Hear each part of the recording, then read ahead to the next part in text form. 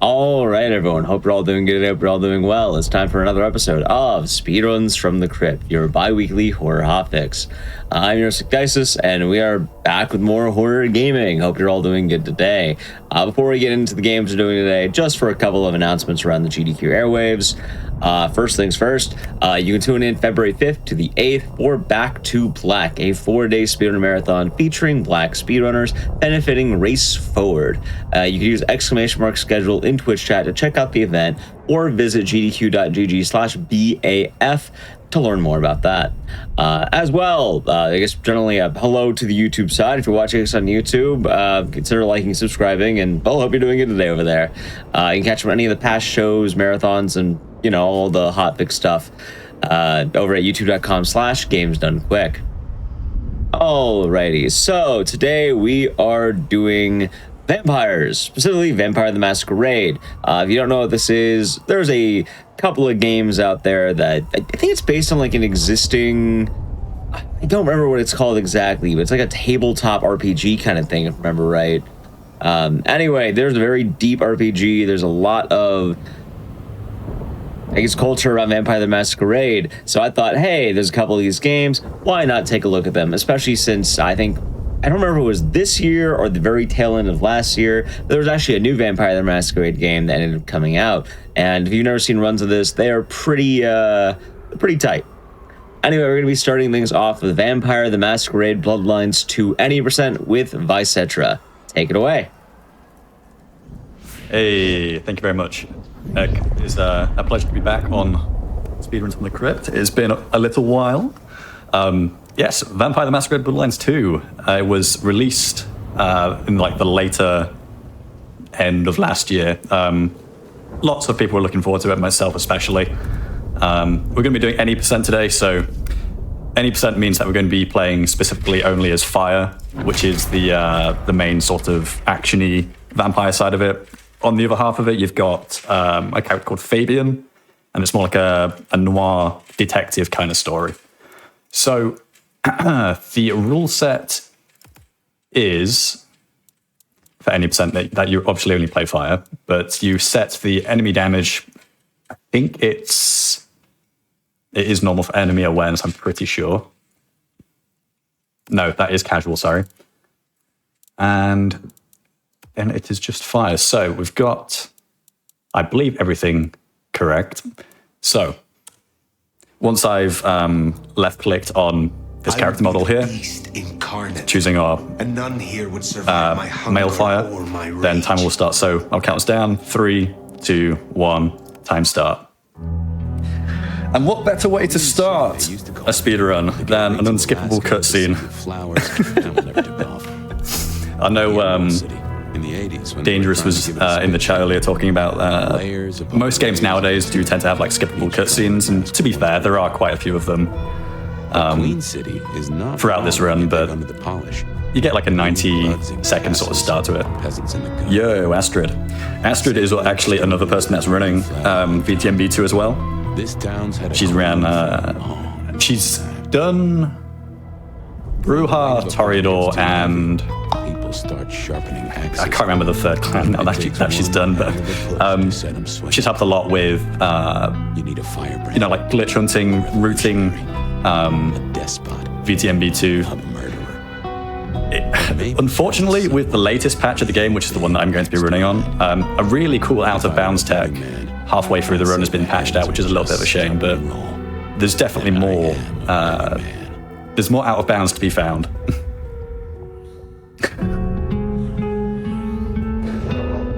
I'll try cover like some of the story bits as we're going through it, but obviously if we're trying to go fast, then we're going to miss a lot of it. And if you ask me, it's a game that's better like enjoyed casually. Not to diminish the speed because I think it's dope. Frank, there's someone hurt down here. Right, so we've got like a 5-minute introduction sort of environment to sort of just like familiarize ourselves with the mechanics. Don't try to move. Nothing particularly exciting, but chomp.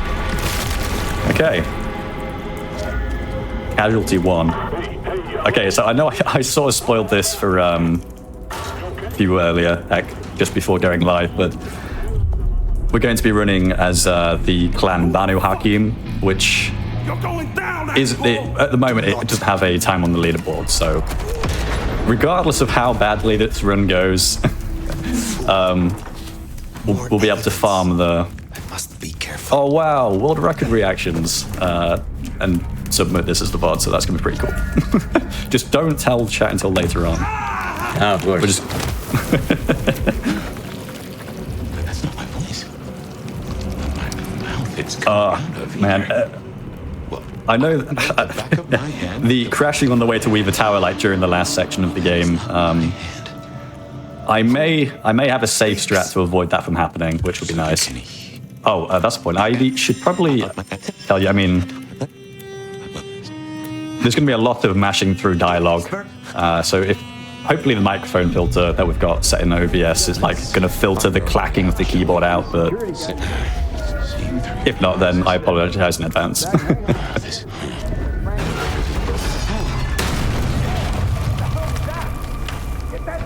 Okay. So we've awoken from a state called torpor, so we've essentially been asleep for a long period of time. There is a lot of like actual lore and like game mechanics that are implied by that, and I mean, World of Darkness, the overall sort of branching IP around Vampire the Masquerade, has a whole bunch of different rule sets that I could not even begin to attempt to explain.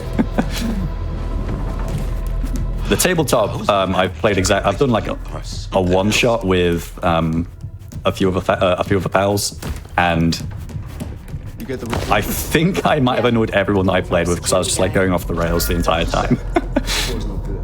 But I suppose that's half the joy of tabletop campaigns.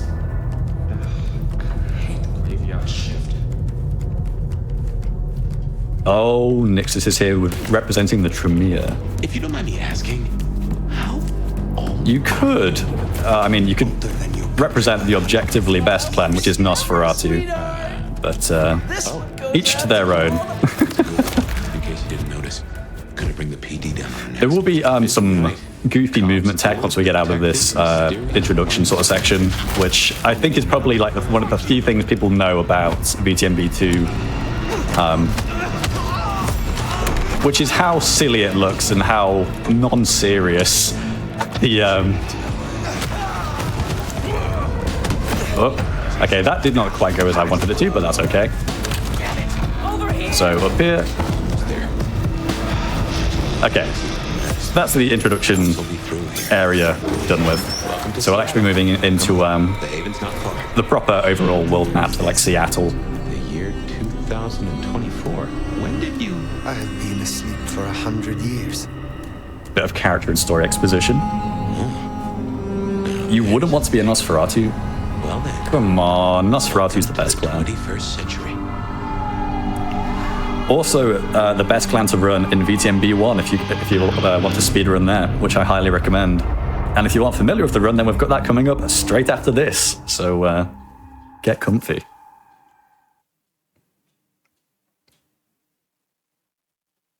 Okay. Oh, I completely forgot to split, but I've got the Hey there. load time remover running in the background Still just here. because it's nice to have. We worked our It case helps out. me keep Seems we're track of my own sort of point of reference and all that. What? Just match with the dialogue.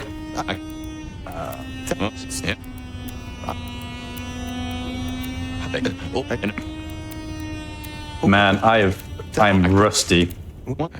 What was that about alcohol? Okay. You know. That is Banu Hakim. That is the one we're going to be playing as. So here we go. We've That'd explain committed it. to the cause. Banu Hakim. Some still call you assassins, but Nico's quick to educate the foolish. Oh, Clan Malkavian is great. I love Clan Malkavian. There's a fantastic Malkavian character in VTMB2. Funnily enough, the guy that we're actually listening to. Oh, I am rusty, I've got to say, but it should be okay. Twice at you. While you were getting dolled up, I rooted out a memory. Realized why I Obligatory stare at the door until the game flag decides that we're allowed to move. For whatever. Hey, then thank you very much. happened. If we're gonna solve our cases, we could track back my footsteps, see if we can find that bar. Okay, now we're good. So the way that the game behaves with like quest flags and like location marks and things like that is it's not 100% consistent in what should load in at any point, really. You'll have, for example, not in this route anyway that we're going to see, but during the Fabian sections that you play,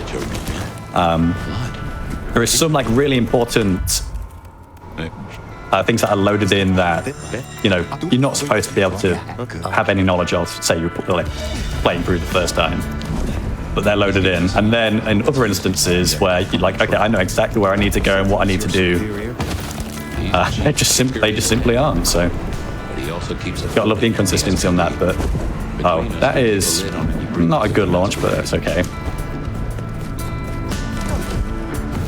Just gonna jump over here. Good job with Benny back. Land over on this guy. KO. Where did you go? Whoa!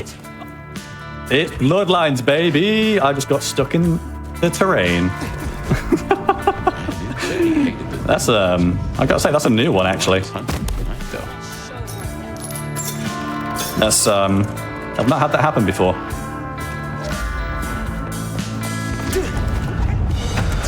Okay, there's gonna be like maybe 6, maybe 7 people in here to take care of.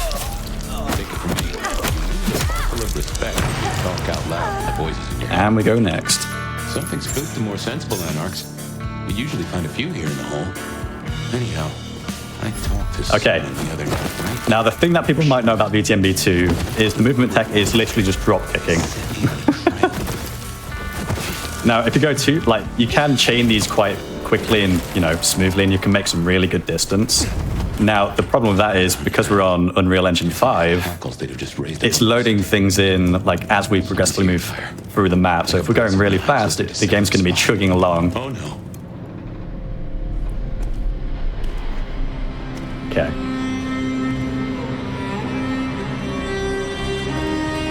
Yes, that's right, Zofa. Rick Schaefer did a bunch of the OST for this, so if you were a fan of the soundtrack for Bloodlines 1, you will, you'll definitely vibe with this.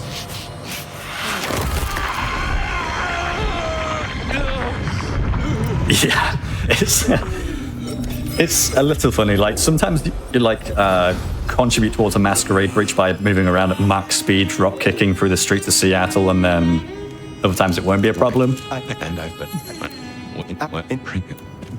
But heaven forbid that you're just dashing.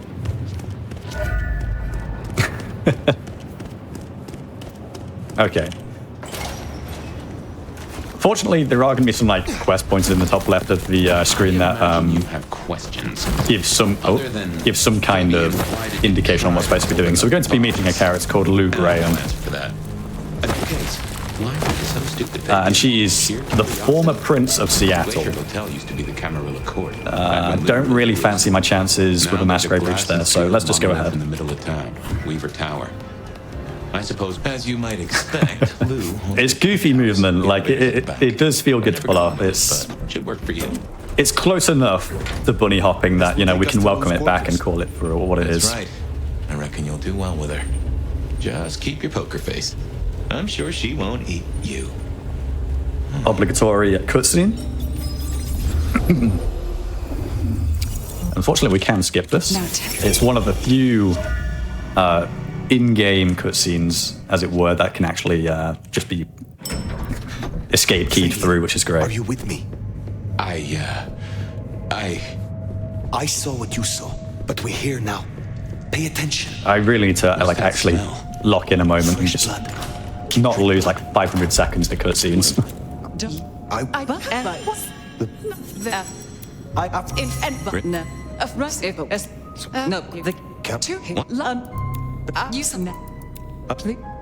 Okay, that probably does might just be coming up through the mic, but again, not a big problem. I'm just being I understand, but she is one of those folks who needs just being funny about it. Is it bad if you drop kicking people? Only if you get caught. Here's the thing. My bet is you'll there's many times like during runs where I've like accidentally, well, say accidentally, I've purposefully been drop kicking through Seattle, but I've actually hit like a civilian. It's only been a day or two. being an elder vampire, that's going to really hurt. So it will like instantly kill people, especially on casual difficulty, but no one seems to really care.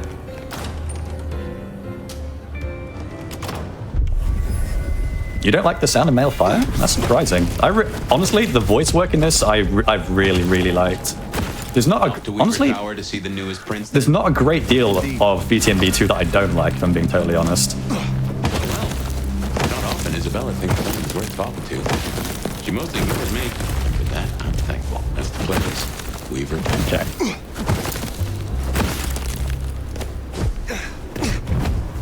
No doubt you're wondering about the court. Okay. And Ryong. We're supposed to be meeting Prince Ryong. We've got to clear out these anarchs here.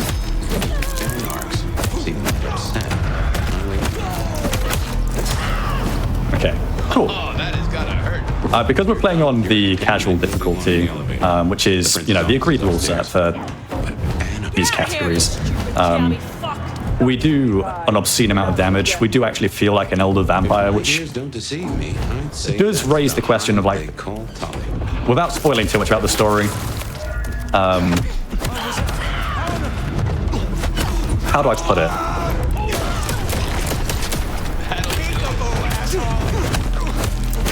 The mark on Fire's hand is sort of like a weakening sort of mark, because we're an elder vampire, and that becomes like a major plot point, like it's a driving force of the game's narrative. I mean, if you do intend on playing this yourself, then I won't say anything more. There'll be at least one person that sees this and thinks, you know what, I'm going to give it a try, because this guy wasn't actually hating on it. No, I very much enjoy VTMB2. I think I've, you know, ignoring speedruns, I've completed like 4 or 5 times. You'll forgive me if I make a few just casually. Obviously knowing the story beats, but like... But that's not how you handle Madame Lou. An anarchist bent, perhaps? Now is not the time. Fine, fine. Okay, just a bit of platforming. Meet the prince. Hello? Stay back! I mean it. I don't want to hurt you, but I... Yes, quite right, Astrid. Down, Sophia. Be gentle. Sophia.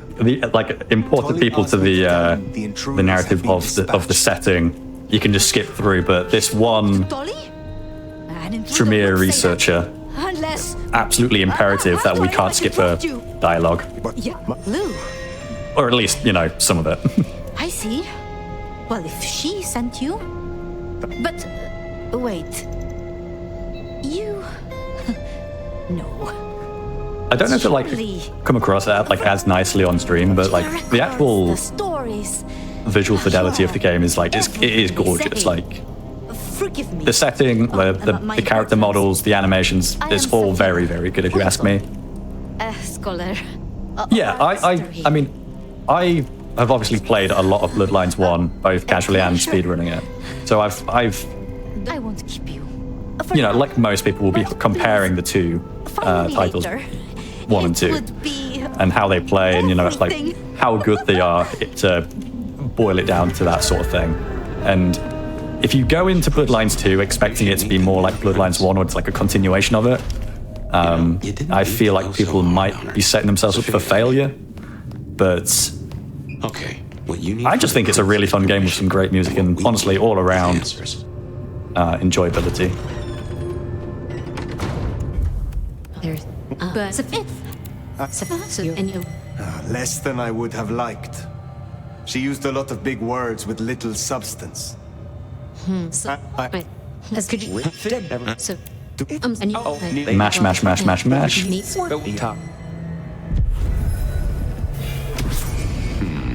Well, that did not go too smooth now, did it? Yeah, I think the DLC for this is going to be very, very good.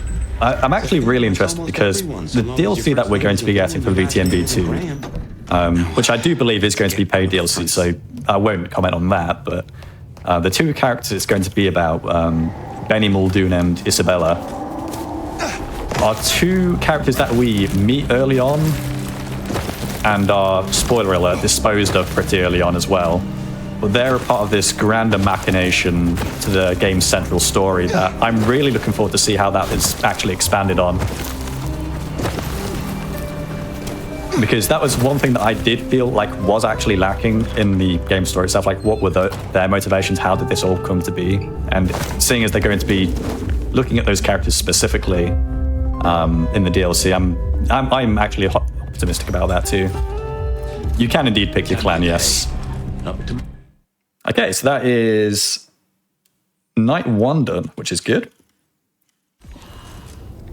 So What was that? at this point in an ordinary full game run or just a casual playthrough, you'd be going to sleep and then playing as Fabian for the detective noir sort of sections of the game.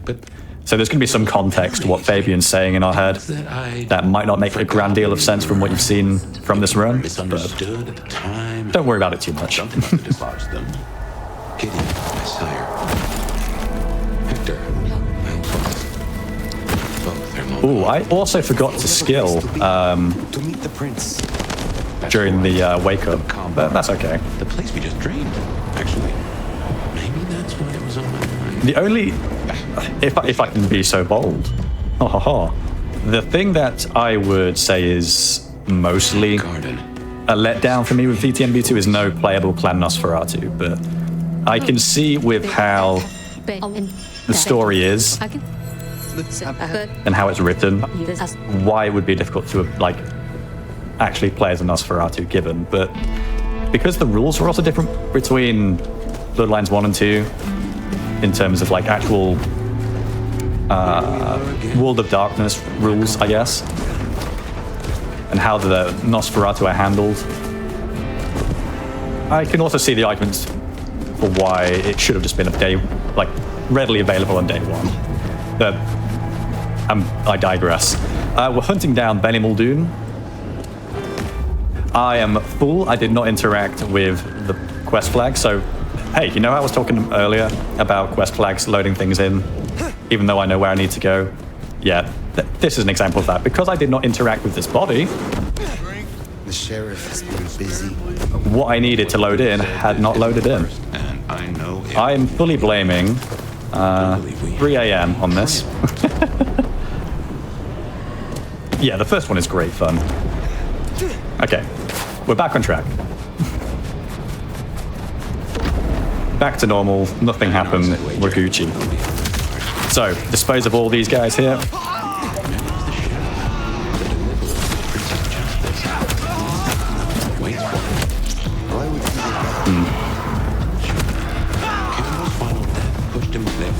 Okay. Oh, this is actually a good time for me to quickly skill, because the timer is, well, the load removal timer pauses during this scene. Please! Please! The first one is absolutely worth playing, like going back and playing. What do you mean? I will not ask you again. Though Where is Benny? you will need to install the We found his haven. The unofficial patch. His kid's there. Max! Please let me go!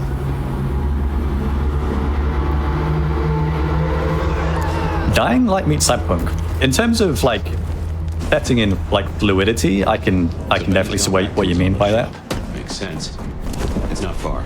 Middle of the block, just south of here. Right. Oh, I really thought I still had the follow-up glide, but that's okay. He's still there and not taking his slaughtering any further. Well, More gnashing, skipping through cutscenes, and then we're going to be going to first Wait. boss encounter. Again, we're playing on the casual difficulty, so it's not going to be much of a challenge. In fact, none of it really is at this point, but it's a pretty cool introduction to another major character as well, which I really liked on my playthrough, like my first playthrough, I should say. that ring is the match for your Yes, a very poor choice of words indeed. So where did Benny hide it? Where it? Anarch's ahead. Oops. I meant that. Still up. So we are sheriff. Hopefully. Here. Seems Benny already Okay, came that's good. So we triggered the flag. So the section we need to actually climb to will now be open.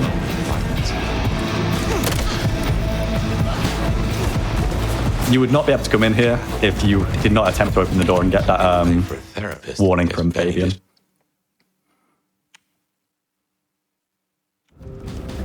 Yeah, there are sections where you play as a Malkavian in this, but it's not like How will I know Katsumi? it's entirely like I walking think you'll know sim. when you see her.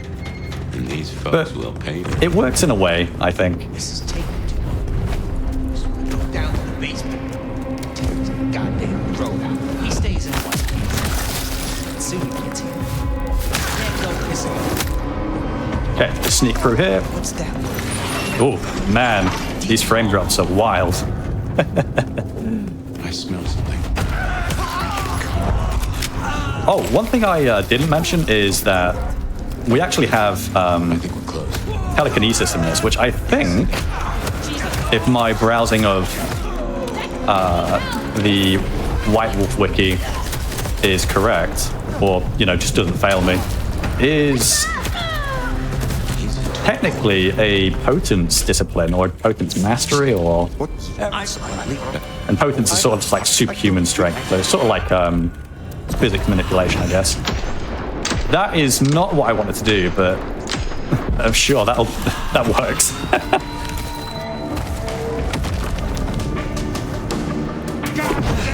All we're going to do for this fight is literally just enable split second, so we've got like time dilation, hit on Benny, feed on him, and we're just going to do that 3 times and this fight is done.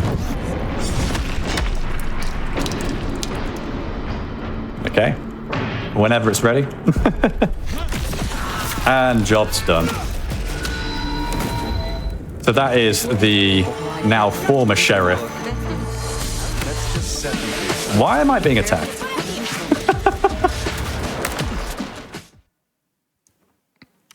The parkour does definitely feel Mirror's Edge. Sadly, not as deep as Mirror's Edge in terms of movement, but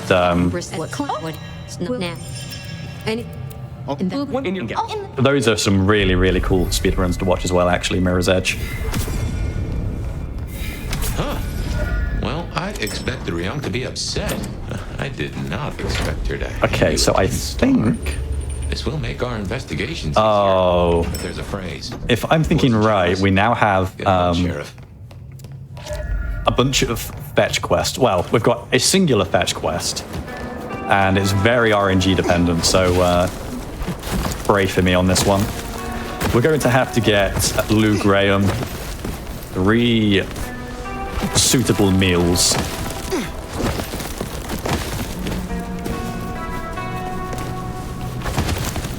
And by that I mean like 3 civilians with a The glacier. melancholic blood resonance event, which would be highlighted by like their auras turning blue. Lou's lips are moving. She's lying. You might find it easier. And then there's to play along. Sanguine and... You got your permission to roam, so. What's the Lou might third be one? advised. Let's see what she's after. I can't remember the third one now. Brain is mush. But red... Oh, red, pink, and blue. That's right. Okay, hi Lou Graham. To replace...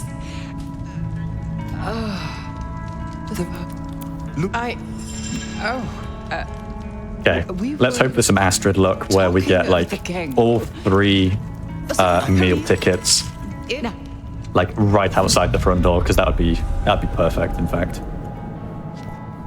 You can almost guarantee that there's going to be one that's like loading in on the other side of the map. There isn't a manip for this just yet, but I feel like it's on a set cycle. So if you get to, you know, this area consistently at the same sort of speed, then they should spawn in the same sort of areas. But there's always one out here at the front, dead ahead, leaning against the wall. So we just run up to him and talk to him and mark him for Lou. I did not speak to the gangrel, so let's not forget to do that. There we are.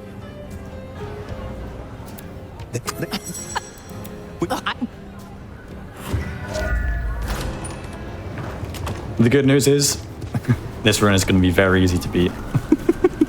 Okay, so we mark this guy for Lou. Well, that's a first course. But Lou is particular. I'm Wouldn't not... provide a few more options. There's a second one over here.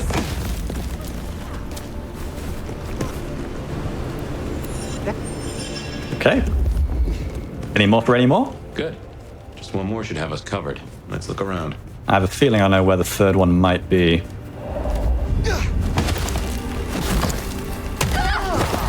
Sorry. My man is now cold. You are not what I'm after.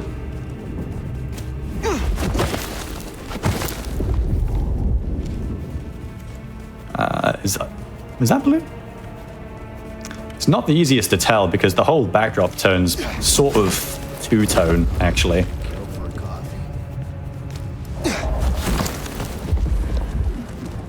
Okay. This is going to be the part where I like watch the run back at some point and I'd see like I just completely ran by the third meal that I need. Ah.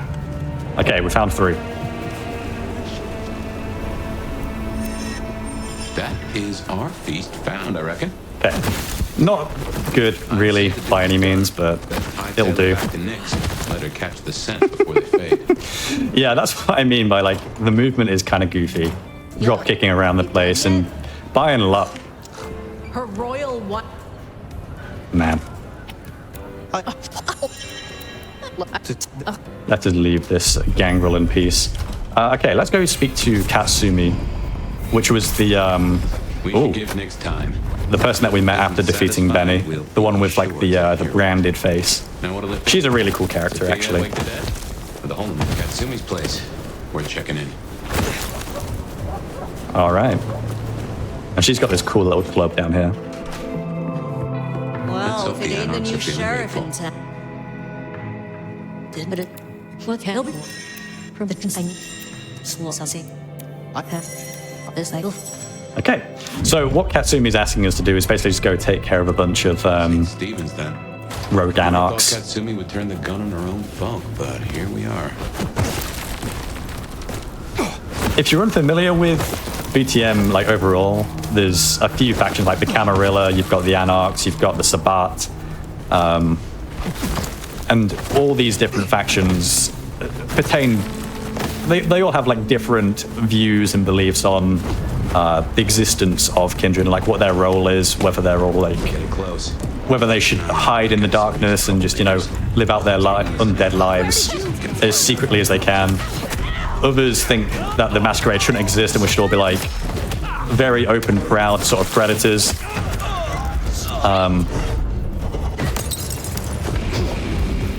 But, you know, that's always going to be the case with these kinds of societies where you've got the power-hungry, the maniacal, and the pseudo-cultured. Or I should say pseudo-civilized. At the end of the day, we're all Looks over next to Weaver Tower. Opposite side of the nocturnal freaks. Oh, fortunately there's no fall damage in this because that would be relatively unfortunate. Oh yeah, the game, it looks absolutely gorgeous. Like, if you think it looks good through the stream, and I cannot recommend enough actually, you know, like having it open on your own computer and seeing what it looks like there with things set to max. Oh, okay, there is a lot of these guys here. That is the last one? Excellent. Okay, moving on. And no Masquerade breach, so...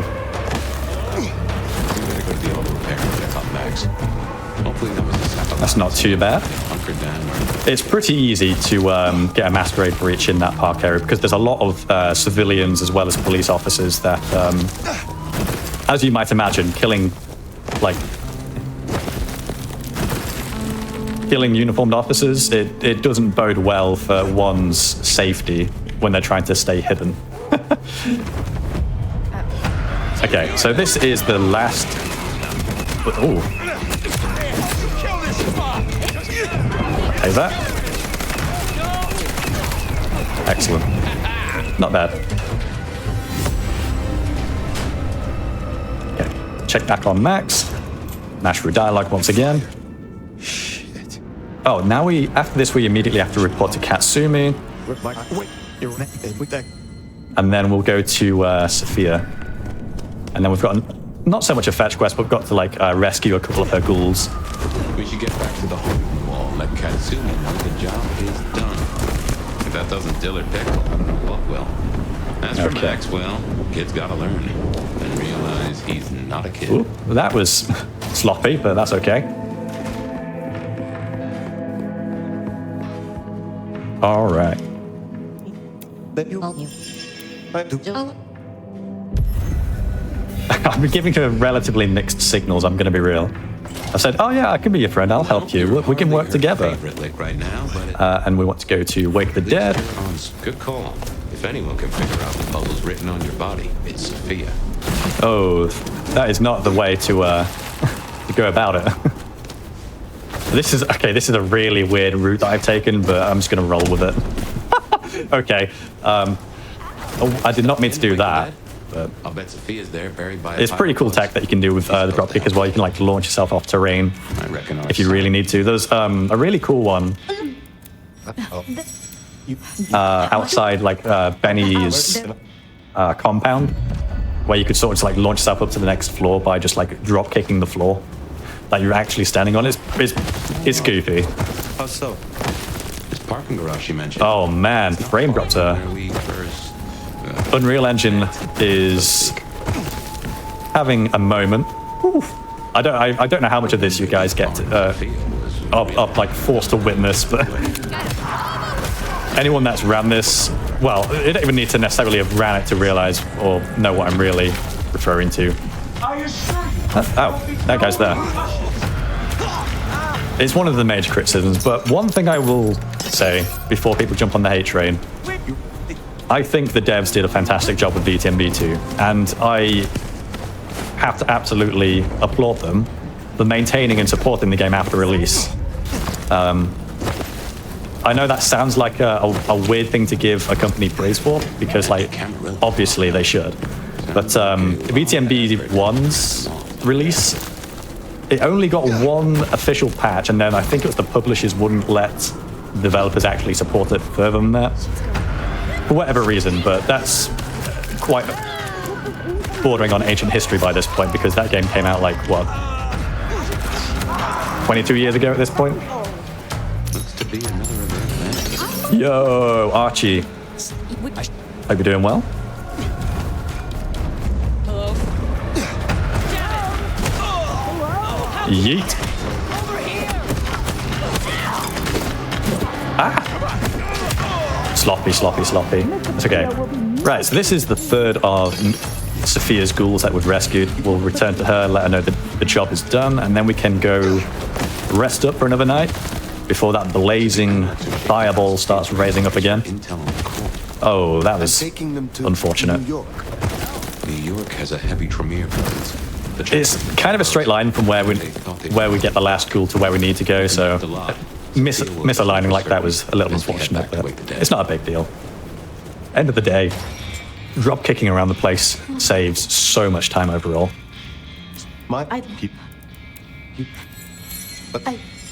Okay. And then it's...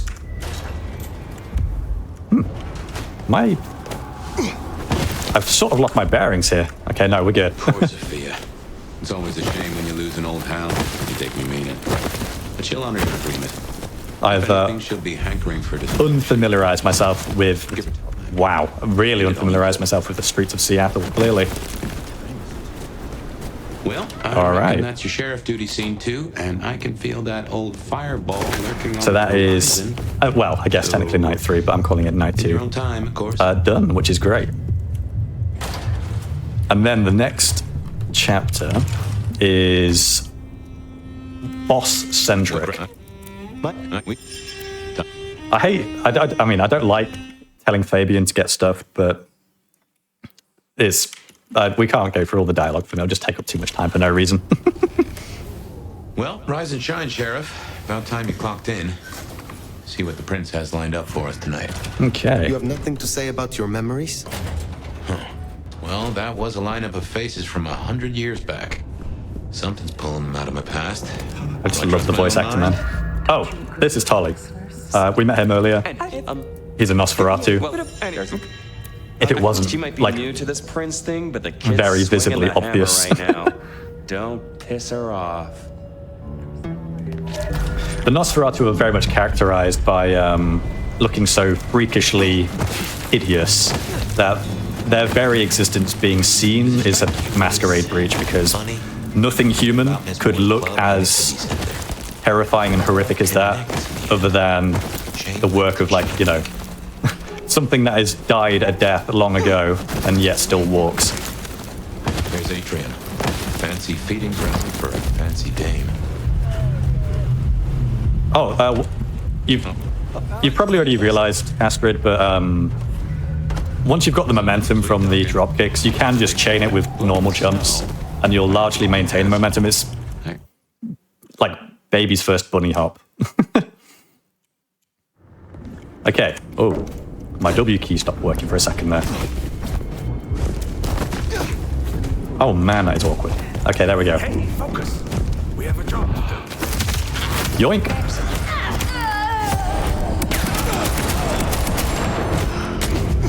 EU aim, holy.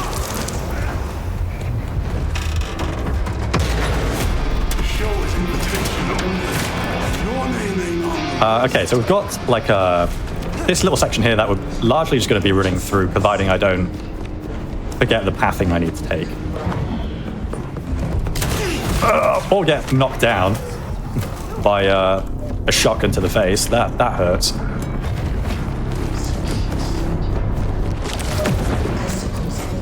This way, and then this way. Man, please don't hit me. Thank you. Oh wait, we have to clear these guys out. That's right, because of the recent patch changed stealth and how it behaves, where interactable like doors and elevators that you need to go through can be locked. Not so much locked, but like you see how for a second I said like enemies nearby one. You won't be able to progress through the map if there are enemies still standing. I like the idea behind the change they made to stealth and trying to improve it so you could have like more of a stealth-oriented sort of playthrough of the game. But this is one instance where I will say it simply does not hold a candle to the stealth of Bloodlines 1.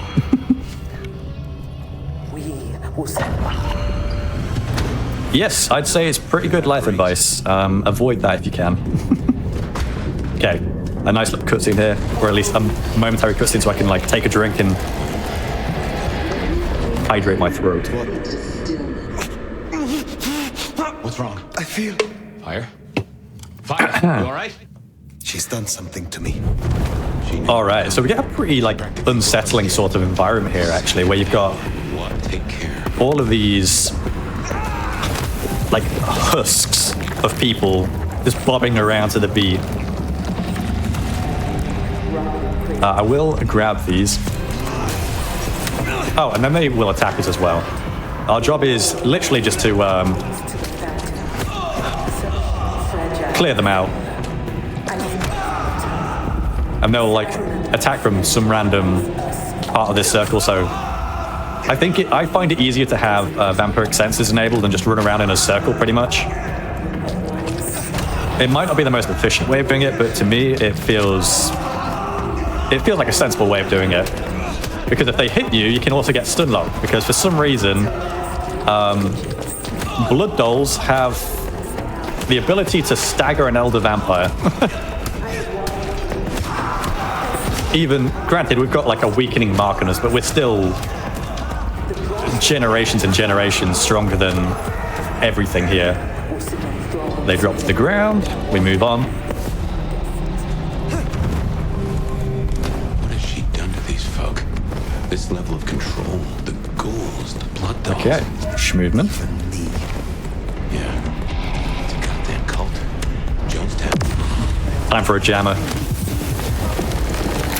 Oh, I also forgot to skill that, so let's do that.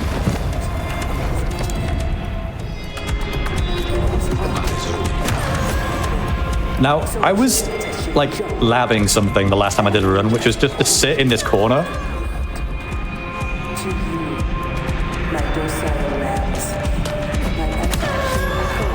and just basically have them run all the way towards you. But I think the problem is if there's one that's like queuing to spawn from that corner, they just hang. Which might be, you know, there could be something there. but we'll see.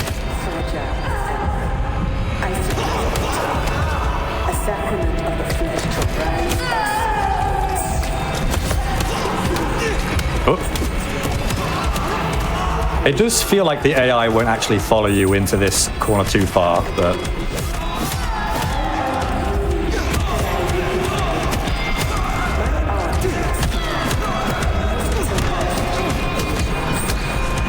There's no real risk of dying, like, anywhere in the run. The only real things that pose any kind of threat are the IAO hunters, which we'll meet with in about, give or take, half an hour. Maybe a little sooner, who knows. But they have explosives. Okay. So, Isabella is that character that I was talking about earlier, that we'll be getting DLC of later.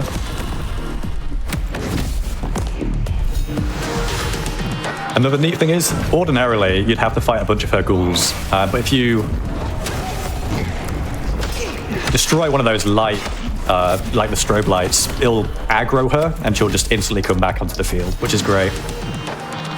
Because otherwise you'd be losing, like, what, a couple of minutes. Oh, I did that too soon. That is my bad, 100%. That's awkward. Not a big deal, though. Skip cutscene, and jobs are good. That's Isabella, sorted. We've now got to locate a ghoul named Willem, who is another Nosferatu. Obviously, we don't know that until this conversation with Holly comes up as we go to leave. I mean, it's a pretty dope club. I'd be pretty annoyed if someone was, like, breaking all my strobe lights, wouldn't you? Well, if it isn't my favorite neck snapper... It isn't my favorite neck snapper. No, actually, we don't... Okay, right. I don't think we're at risk of crashing in this section because there aren't so many mobs loaded like there are towards the end of the game. But there's a great deal of dropkick chaining to do here, which, as mentioned before, can cause some issues with the map loading.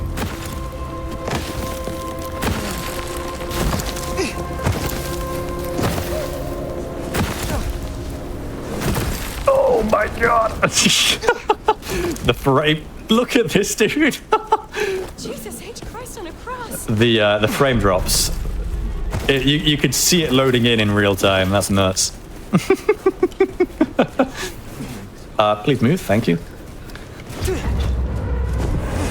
Masquerade Breach is fine. We're going to be just taking care of these guys up here. That is tragic. I have never once had that happen. Getting knocked back like that is pretty troll.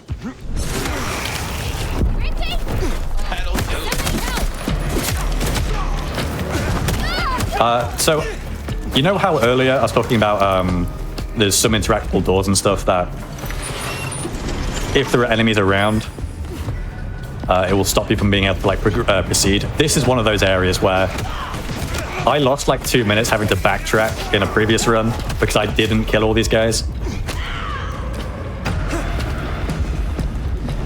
Now, with different clans, you can clear out and like these hordes of mobs much faster.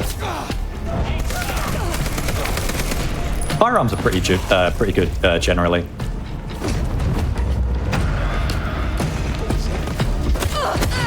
Okay.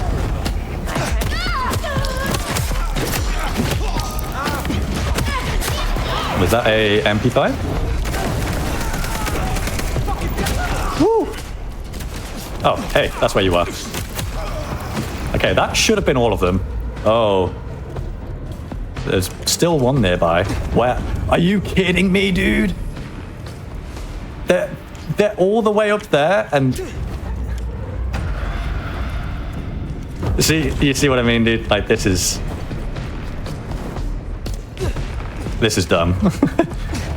I understand the changes they made in a previous patch and why they did it, but this was quite overzealous in its actual application. I'm not even sure if we can actually get up there to take care of them, you know. Can we even get back up? I don't think we can. I kind of think we're just screwed. I think we're going to have to reset from a checkpoint. So this is one of the things that can go wrong.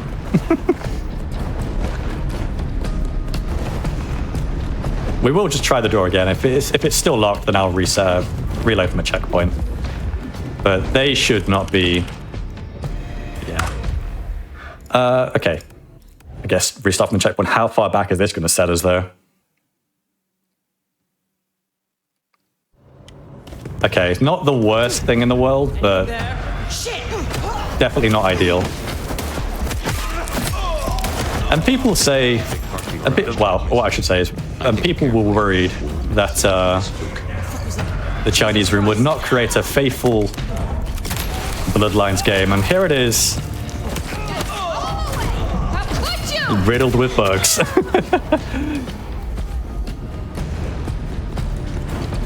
Endearingly, not as not to like try besmirch the game. Because again, I think it's probably pretty obvious that I actually really enjoy it.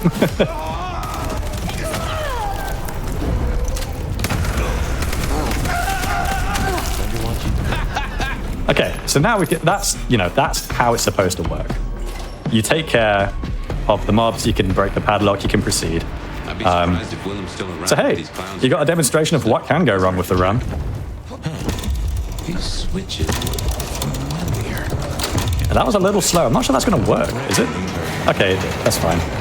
Now, I did have a bug here as well, where I know that you don't have to go to this one here, but you have to inspect some elements around here to basically get the next scoop and where you need to go. And what I had happen is I inspected the one element that you needed to get the quest flag update, and then it never actually updated and it just soft locked me. Classic.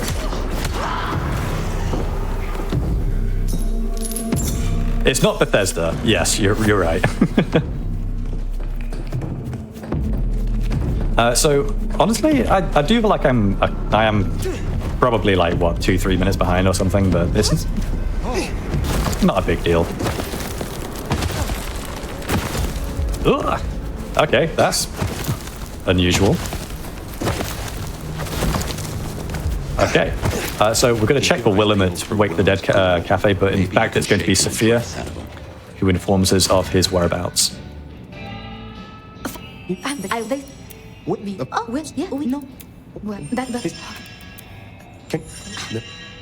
Okay, and she's going to send us to the the plastics factory, which is essentially being like, That's not good. I guess used like a Sabat compound. Secret keeper ain't in trouble. Guess it makes sense. I'm not going to make that mistake again. I've once before continued drop kicking down that road, and if you go too far, like towards exiting the city, you get warped back inbounds, and it's an interesting like the way they did it, because in terms of like story, they do have an explanation for why that happens. It's just a creative way of like keeping the player in bounds, or like not letting them explore out of bounds. Now, I should have really, in fairness, tried to do something a little different than just man-moding this, because we do have Unseen Aura, which turns us invisible. So we could potentially have snuck past all of this, but as you saw earlier, enemies around, can't interact with terrain.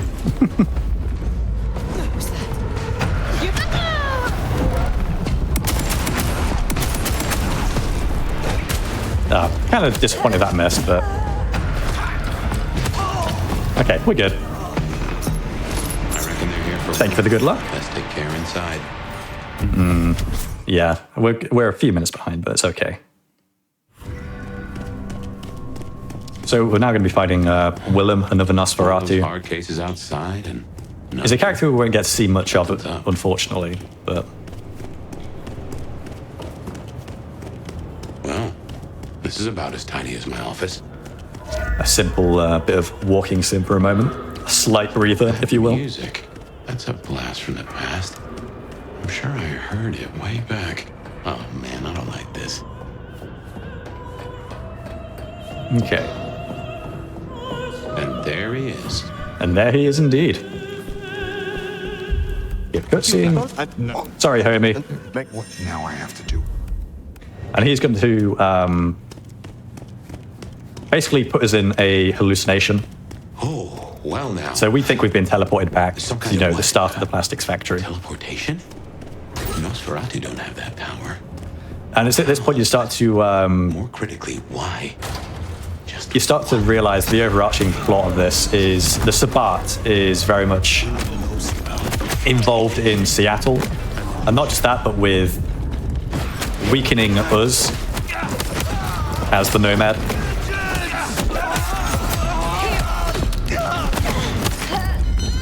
I'll take that. Oh, that missed. That's a shame.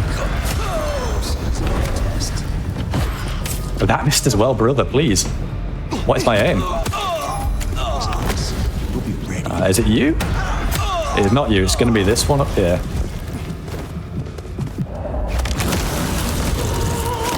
So, Willem in a disguise. How about that? And it's about to get a little spookums because we're going to be fighting a bunch of mannequins now. Now, if you played Condemned Criminal Origins, there's a pretty, I wouldn't say infamous scene, but like a very well talked about moment in one of the levels where you're sort of ambushed by a bunch of mannequins, like following you around, looking at you and all that. It's a pretty cool moment in the game. Very spooky. That, I mean, I feel like that would be a fun game to revisit, whether casually or as like part of the speedrun, but that's a conversation for another time.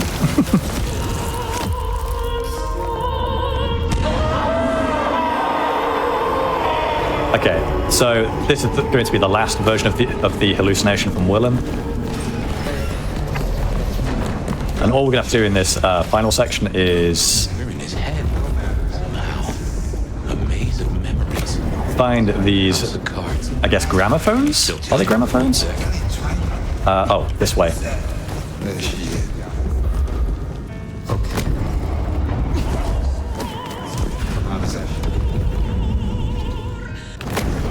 Okay.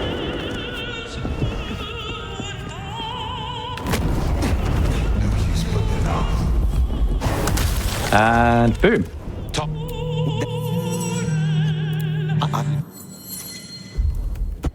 All right. I'm exactly 5 minutes behind Edie, but okay. I'll still take it. I'm a little rusty and it's 4 in the morning. So, all things considered, not the worst. We've had a pretty good demonstration of things that can go wrong, though, in terms of game performance. Where am I? No, I'm going to cut myself some slack here. Okay, so we need to speak to Sophia to get the next quest, Tome Alone. Then it's to Lou Graham, and then the church. You'll want to check in with Tolly into the crypt. He gave you the tip. This time of night, he's usually at the Dutchman. And I wonder that's as far as my brain is processing on this.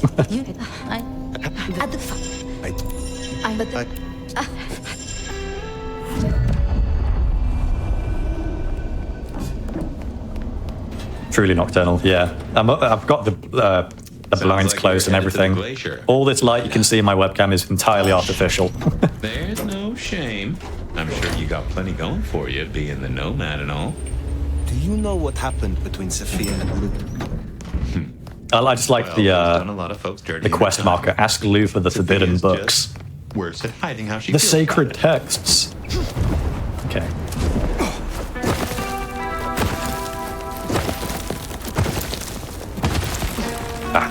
Ate the input.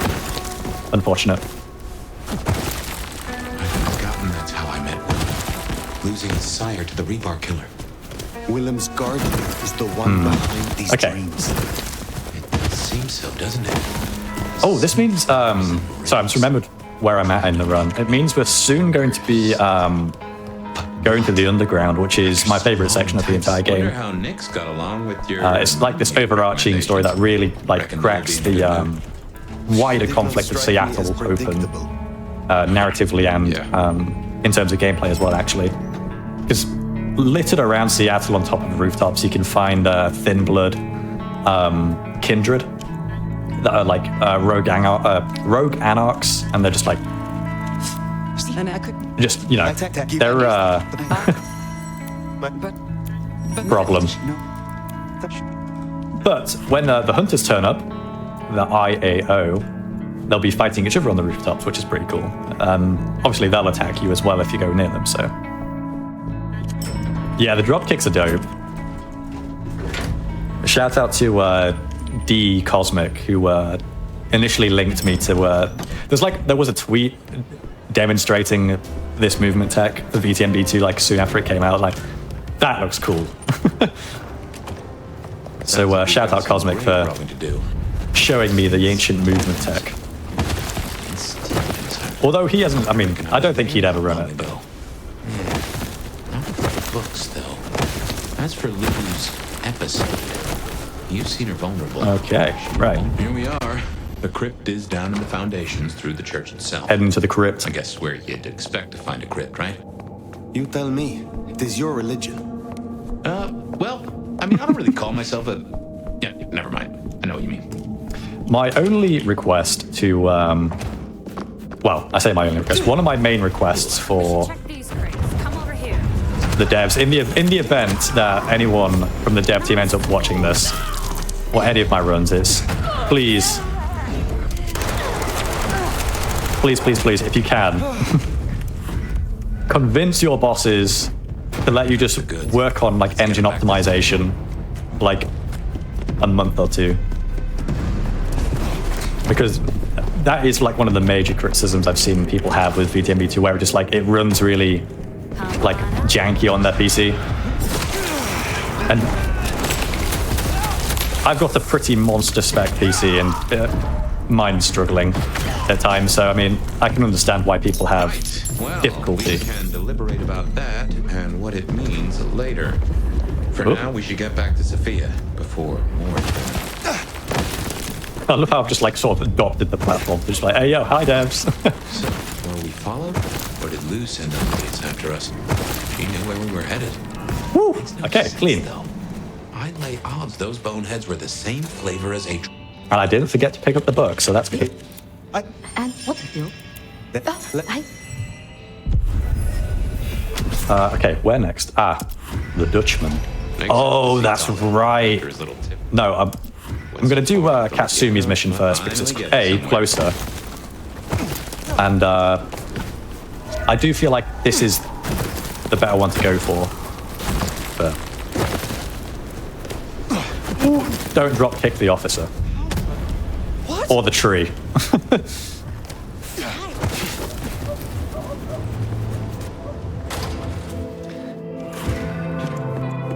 He was just built different, my friend. Bro's been doing drop kicks for like 400 years. It's not even muscle memory, it's just in his like... It's just in his physicality at this point. He must drop kick.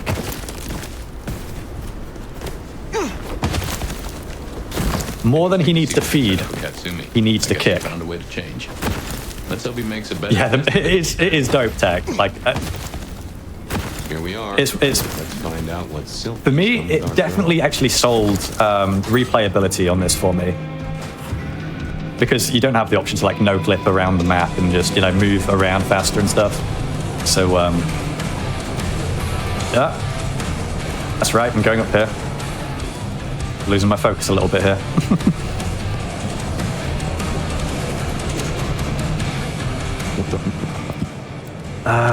Accent. Someone. I love this track, by the way. It's this version of the song is like sadly not on Spotify, but the actual track title is called The Dutch Angle. No offense to the lady, but she did. Named around the bar that we're in called The Dutchman. I noticed. But that track is so dope. Sweet and earthy. I will know it when I smell it. Oh, man. Caught a whiff of Okay. blood dog.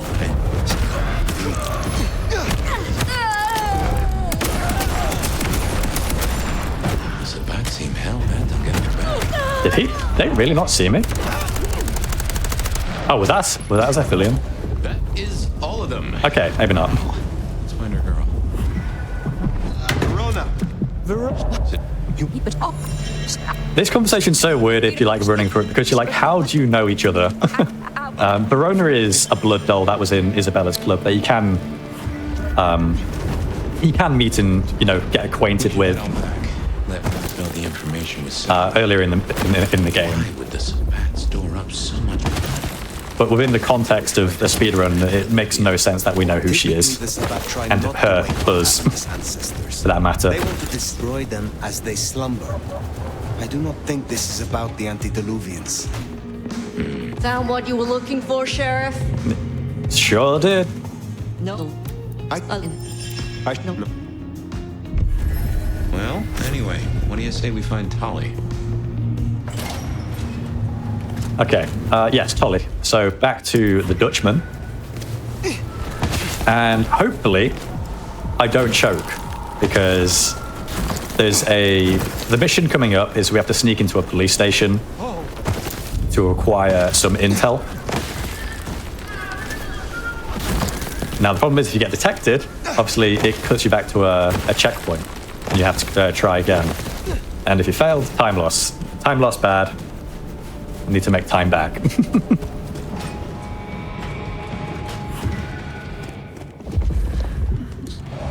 I do think doing Katsumi's quest first makes more sense. How can I help? Hello, Tolly. But I sit down. It's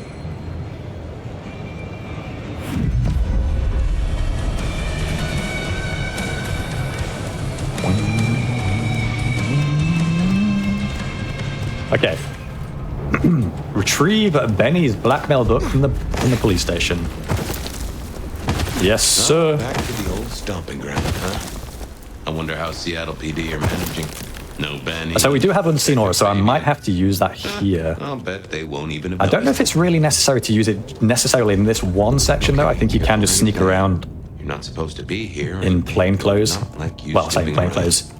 Benny's office is dead ahead. Uh-huh, okay. Locked. Breaking that will raise a ruckus. I think there's a vent at the back. If I remember rightly. So we just get a checkpoint? there's another in Okay. my office. So we have done this section so far. They see you. Oh, yeah, that's right. They can still hear me, of course. Stupid. That's not a problem. Locked. Breaking that will raise a ruckus. I think there's a vent at the back. As far as things go, that's not Try that. the worst place to Yeah, how's he doing? have to have reset. Well, not even reset, but try again. Hey, Damn, more company. Just gotta stay out of his way. Aha! Got the key. Smithy? Let's get into my office. what the heck does he have on the chief? Ooh, need to get somewhere safe. So like, bottle I can throw. Excellent. Yeah, go look at that. I'll radio it in. Well, You check it welcome out. to my Yeah, humble yeah. abode. I see the cleaners haven't been in. Not the cleanest, but it'll do. I like it. I think that sort of sets us free because we can just, I think you can just basically walk out the door at this point. That's just the ticket. The game is great. Like, it looks gorgeous. It plays when it's not chugging and tanking frames. It plays great. If you act natural, you might be able to breeze straight out the front door. Gal was at the scene over the plastic. Now, am I right in thinking that you can just straight up walk out here? Yeah. Okay, great. I think I ruined it for myself in the past by like trying to sprint, We should get back to Tolly. which is a very stupid way to act inconspicuous in front of a bunch of police officers. Sorry, bro.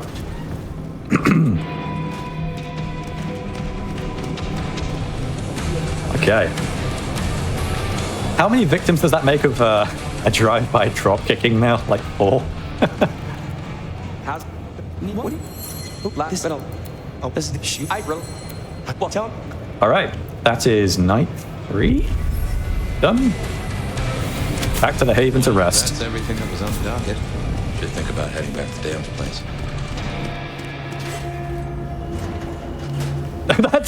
Did you see that officer just in the corner inspecting the body? Oh, that was nearly victim number 5 right there.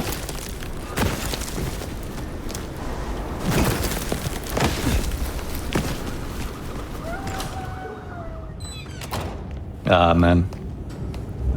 This game is fun. I like it. The good news is, right, if you're enjoying the movement for this, you're going to adore the movement in Bloodlines 1, which is coming after this run, in fact. Not that we're anywhere close to finishing this just yet, but we are starting the underground now, which is good. Hey! Well, Hog, I saved a whole 2 seconds on that split. So I did. Does she still haunt the city? Seems Must have been the wind. got really good. Hey, stop, man. What we should do is go see Ryong. She's expecting us.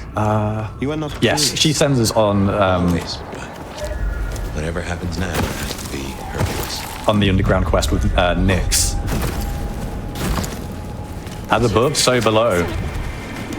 I'm pretty sure that's there's a horror movie by that same title, I believe, where they're like exploring the catacombs under Paris, and it goes off the rails quite a bit. It gets a bit supernatural. It's an underrated film, if you ask me. No, I am. Be this and what top? I'm not. Oh, only what top from you. Okay, sweet. We go next. So it is just straight on ahead. I do wonder if this is even worth like roof-topping it, but I'm gonna do it anyway. For the Okies, you know? Maybe I feel like it's probably fine to do this. Maybe our falling tourist numbers. I know that like in terms of sheer velocity, drop kicks are, you know, faster, but just going over and above everything, who even needs roads? Paths, whatever. Yeah, the Urbex parkour side of it, like the actual 3 movement of Bloodlines 2 is great. We should be able to track her down easily enough. You catch that aroma? It's tricky because Nyx, all right. there are things that I much prefer in Bloodlines 2 over Bloodlines 1 and vice versa, right? Nyx, running ahead like a mud off the leash. Go carefully. And I don't think it's a hot take to say that the actual combat and gameplay itself in Bloodlines 1 was kind of pants. You know gangrels. But what is happening here? Game, thank you. Like, it was jank, and I think it was... I don't think that's a particularly cold take. Wrong way, this way. But the actual RPG elements of Bloodlines 1 are far superior. But to be fair, we're playing as a non-established character, like a complete fledgling in Bloodlines 1, right? Whereas in this one, we're playing an established character. We are the nomad. We have like known lore and history. So it's a lot harder to sort of roleplay in that sense. Some cannot so easily let go.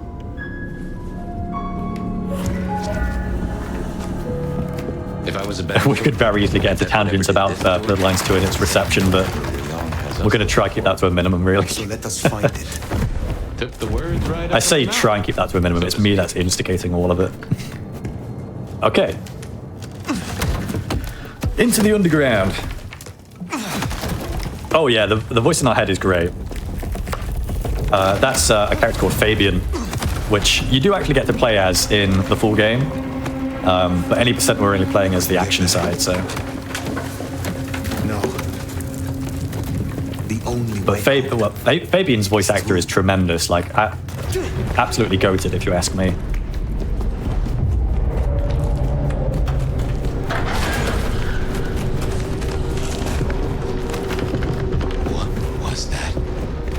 Moonflowers. Sabat shock troops.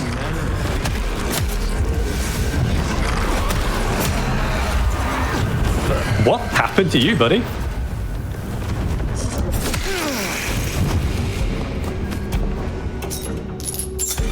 What do you think these are? Yes, exactly, Emergency. Precisely that. So this area coming up is where one of the out of bounds has been patched, which is a real shame because it saves like 2 minutes or so. Well, it saved 2 minutes in the past. And all you would do is literally jump into a piece of the terrain that didn't have any collision coded in, and you would fall through into the next area, which is, if you ask me, pretty cool. But in their defense, by patching out this out of bounds, they did also patch out a glitch in the next area of the underground where you would fall through the floor into the infinite abyss, and you would be doomed. Whoever made them. So swings and roundabouts, I guess. Not everything has to be this bad. No, but they remind me of Sabat Min. I do not believe in coincidences. Just gonna run through these sewers. No big deal.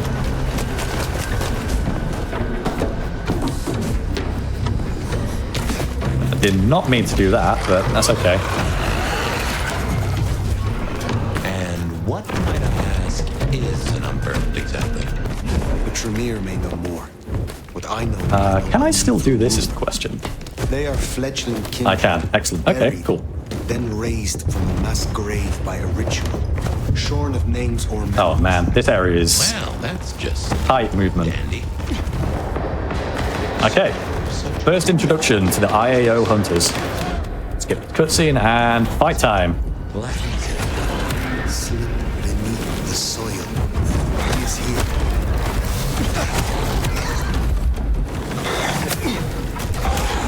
All right. I should probably actually grab these potions here. Just in case, because even though we are in casual, these things can end up doing a real lot of damage to you. Especially if you throw like a gas tank at yourself. Like, dude, what do you expect to happen? Do what you do best, Nomad.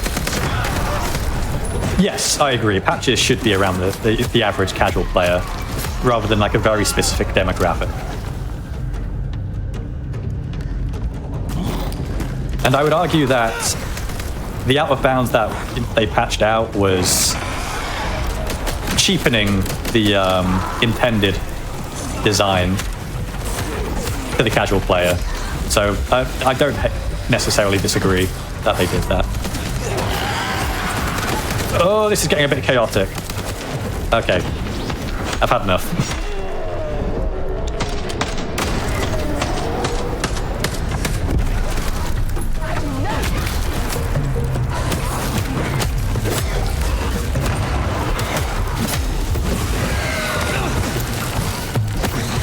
I could do with a gun. Okay, that was pretty slow underground part 1, but whatever. Well, skip cutscene. And now we get the second section, which is actually really aesthetically pleasing. I remember the teaser screenshots featuring parts of the second part of the underground. it always comes back to Lou Graham. Well, I was like, wow, this is really different. I've thought about that door, given what Tolly said about Climb, please. Thank you. design. Looked Asian influenced to me. Chinese, even, if I'm not mistaken. Lou worked with Chinese laborers. I reckon that place is part of Not quite what I wanted to do. Man, this is scum. Buried it. You saw the tour. Seattle is all about the matter. Those hunters have a head start. man. No dawdling. Let's get to the gardener before... All things considered, the run is going okay. Some interesting demonstrations of the quirks you can expect from playing this game, both as a speedrunner and as a casual player.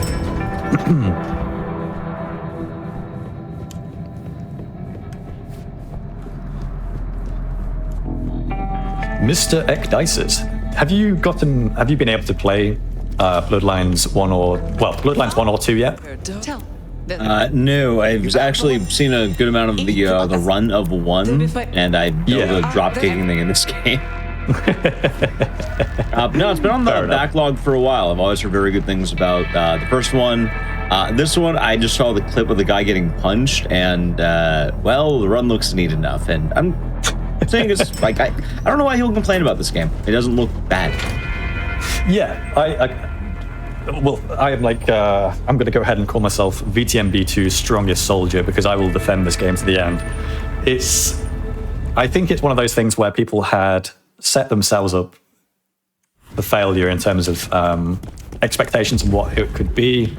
And I think a lot of people did put the blame on that at the title of it. Like, it's a common sentiment that I do see people have online about the game where it's like, oh, if it wasn't called Bloodlines 2, specifically, it'd be great. And I don't know, that feels like a very... I get it, like, because I've also felt the same way, but... Also, I suppose, especially in general, I've played so many bad games. When I see a game that's like looking solid, I'm like, this isn't a bad game. Yeah. People have not played enough bad games to really know what one looks like, I think. Yeah, I've been playing this game recently, Martian Gothic Unification. Now that right there is a questionable game. I have never even heard of that. What? I like it more than people think, but yeah, no, it's a rough one. Which platform is it on, out of interest? Windows 2000 and PS1. Okay. Like that might be older. PC game and Maybe this was one of Lou's PS1 classic. Got you now! Another hen again, huh? I was playing games on the PlayStation 1, but I'm gonna be honest, I missed that one. Yeah, a lot of people did. A lot of people missed it through the cracks. Sorry, what was the title again of it? Martian Gothic Unification. It's a pretty rad name, I'll give it that. But also some really cool box art. Most of the issue is that it's just very Moon Logic puzzles. Okay. I mean, some weird gameplay choices. Interesting. Weird, like, it hasn't aged well, or?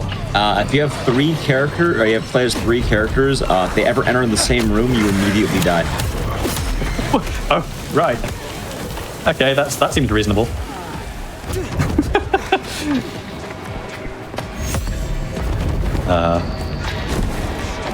Oh, that's a point. Did you ever play a game, or have you heard a game? It was on PlayStation 1. It was just, it was like a platformer called Pandemonium. No, I've not. Fair enough. That was one I remember getting from, like, those old demo discs that you get from like gaming magazines and stuff in the past. Also, I like how you're saying all this while that jump was really tight. Like leaving halfway across the map. Oh, this classic game right here. It just like sprung my mind like, hey, we've got a bit of platforming going. What does this remind me of? I mean, not that it's even really in any sense comparable, but the bit was there. It was tugging what brain matter. Also, it's kind of neat because this actually does remind me of another game. Like this game is doing it from what I can tell well. But this reminds me of like a couple of games, like movement-wise, I get reminded of Dead Island 2. But also, there was like a really bad vampire game that came out recently too. That this reminds me of slightly. I guess it's not really a compliment this way, but remember Redfall? I think it was called Redfall, right? Oh yeah, that's right. And this looks like a better version of that. Yes, I would actually completely agree. I remember watching, like when I was at another marathon, there was 4 people doing like a Redfall run. I was like, this doesn't look terrific. Was it one of the games of all time? Yes, it is definitely one of the games of all time for sure. That's also a scene I can skip. Excellent. Similar to how we had that quirk earlier in the run, where we were like sort of locked from proceeding because there's like a mob that we couldn't get to, but the game point was nearby. That can happen again in this section, so in fairness, I haven't had it happen here specifically on this patch, so we might be in luck, but must consider it a possibility. That is not good. The explosives from the hunters are actually legitimately dangerous, even on this lower difficulty. Woo! Where did that guy go?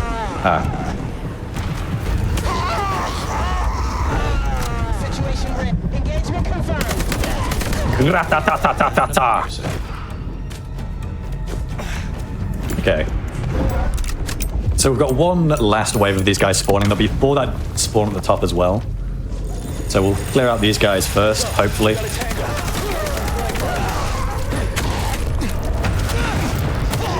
And then we're just going to telekinesis these guys down, because unlike us, humans feel fall damage. Okay, and the quest flag did update, so we did not get screwed by the game. I cannot tell. Not yet. But the mark is still with me. So it'd be a little difficult to drop kick through this sort of area, with it being quite confined. The IAO didn't find this place. It would have The sprint is good enough. Can you use the weapons yourself, or is it just too cool to... you can't like actually like physically hold them, but you just use telekinesis to sort of like possess the weapon, basically. Which I'm going to hit you with a hot take. I prefer it. I would rather use telekinesis to use a weapon than have to like equip the weapon itself. They know about the underground. That was... they already have I forgot the split, but okay, it's fine. Anarchs, mostly, but... And now... Sophia. Yes, us mere mortals do feel fall damage. Fire. I feel it every time I wake up, in fact. I've slept slightly funny, so my back is in pain. As we speak. Annex splinter groups are panicking, and we're dangerously Okay, close so the to next Masquerade Bloodlines. section of the run is handling the IAO. Hitting anywhere that even looks And then like a after potential that... haven. We need to lay low. Show both them We're actually and the surprisingly restless far animals into what this you're run. dealing with. The best defense is a good offense. You agree with me, don't you, Fire? Don't let them do this. Please, my love. Is there a reason you brought your little pet, dear? One thing that I'd really like to see eventually... lackeys. this is more of a dream thing for me. Well, I say a dream thing. I would love to play as Antitribu Tzimitzi. Although I guess it's not technically Antitribu. Either way, the fleshcraft discipline, vicissitude, which is like a hallmark discipline of the clan Tzimitzi. I would love to be able to play as one of those. That'd be so cool. That's my edgy vamp Sona I'll be at Weaver Tower. speaking right there.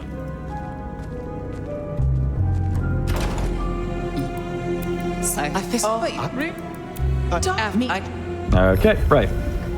Lots of mashing, moving onwards. There is actually one ability that I haven't unlocked yet. Each clan has 5 native abilities, or I guess technically 6. You've got like the passive, the 4 main ones, and then like a second passive, but either way. The last one for Banu Hakim A little rest. Given that it is almost dawn. makes you like crawl across the floor a lot faster. So if you're crouching and then press shift to sprint, you'll break out into a crawl, which is really useful if you're going through vents and stuff. But we're not going to be really doing that until really the end of the game. So it's kind of risky to take it before you really want to make use of it, purely because it's a massive masquerade breach doing it in public, and it really breaks your flow if you end up like dropping an input or something when you're trying to drop kick around the place.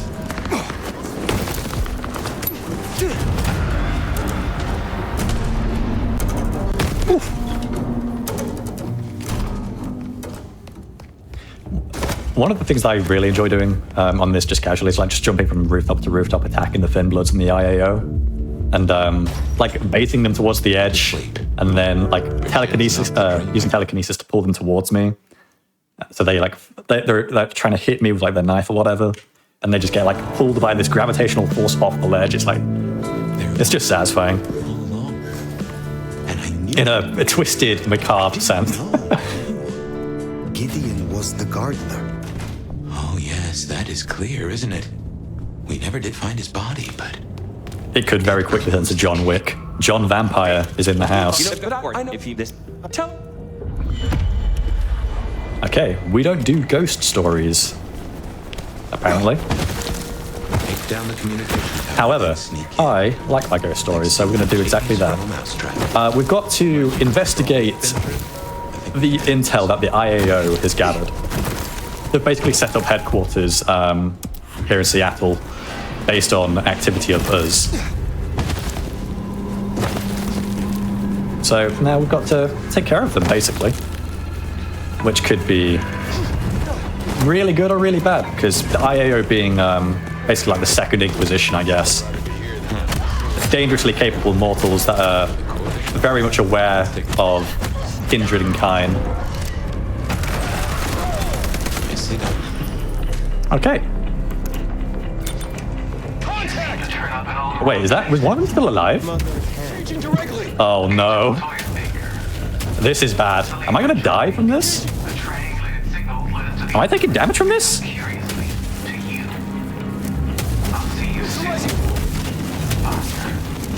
I was taking damage from that. Wow. I wonder what would have happened if you died in the cutscene. I'm gonna have to test it. Obviously, one thing I know for sure that will happen is I'll be really sad. But as a follow-up to that, I wonder what would happen. I guess you'd hope it would just be like a checkpoint or something, but you'd also hope that they wouldn't be able to do that in the first place. Well, here we are. But let's encourage the hunters to leave. Politely, of course. Requires further testing.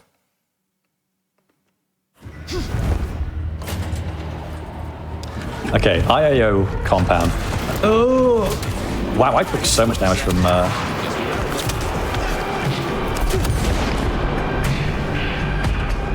We must glide. Woo.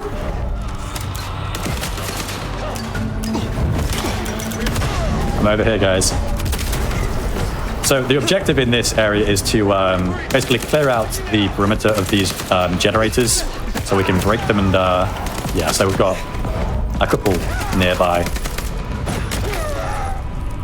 Still two nearby, where?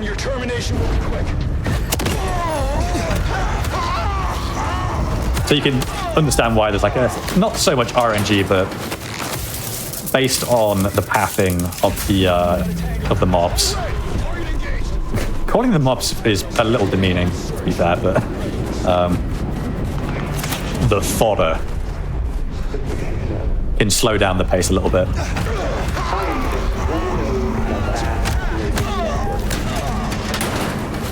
That one's usually pretty consistent, to be fair.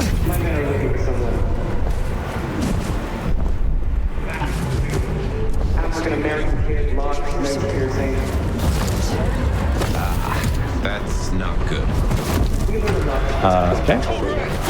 Not the worst thing I've seen in the world, but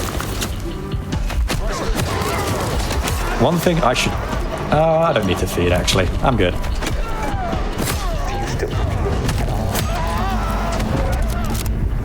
Anyone here?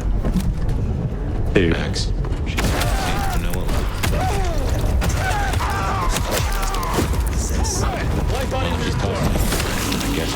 I did not mean to use that potion, but okay, that's fine. Right, that should have cleared the perimeter to actually break this, so all three generators are now disabled. We can now proceed. Save your ammo. It's too quick. Good work. Hell yeah. He says we'll find that door once. You know you've made it when the IAO says you're too quick. Things that every speedrunner wants to hear. There he is.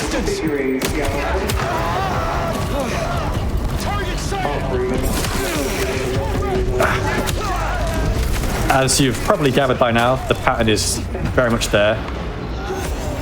I wanted to get this guy actually, but for us to progress through here, we're gonna have to clear out the perimeter. Because of course we are. Now, different clans have different ways of handling these sort of sections. So, strategy? It escapes me at the moment. It's either Toreador or Clan Tremere that have like a relocate ability where they can like set a marker on the ground and blink back to it from anywhere on the map. I am actually going to feed here.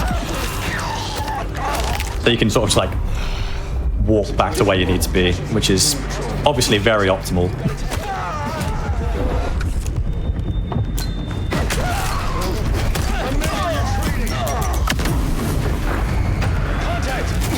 Ah! Help! All right. Enjoy the report. Break body. I don't understand how. Well, okay. In fairness, I can understand why people might be upset by how Bloodlines 2 turned out, but me personally, I think it's dope. I'm having a great time.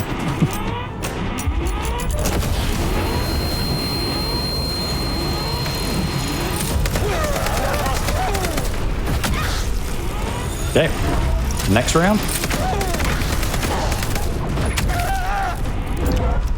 I do like that with throwing these like empty assault rifles at like fully grown human beings, and the sheer force of the velocity is just like instantly killing them.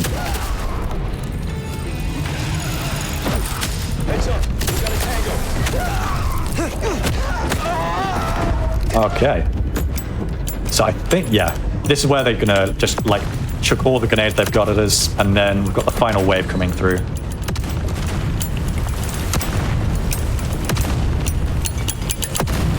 Explosions and fire are pretty potent against vampires.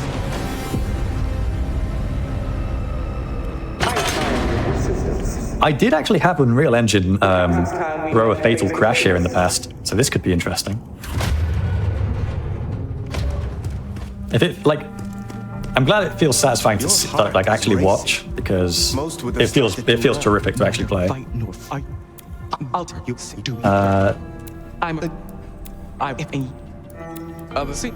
Evidence of a trade. You will be useful. Okay, so we will embrace LaToya Baker, and we'll take her as our childer.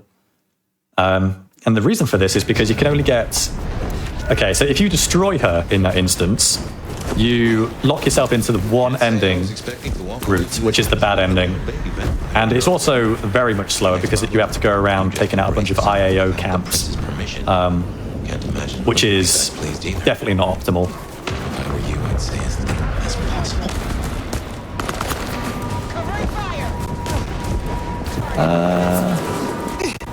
Oh man, the audio is actually cutting a little bit now. That's entirely in the game, like it's nothing on the technical end. It's purely the game engine struggling with itself.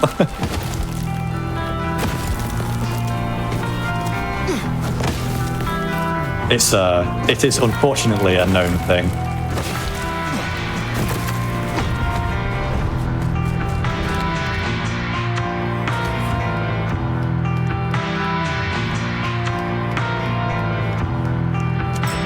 Okay. I do believe it's faster just to tell her that we took a childer. Only by like a second, if that, but either way. Oh, again, I forgot to split. Oh, we've got another fetch quest. That's right. I don't think that's tonight, I think that's tomorrow night.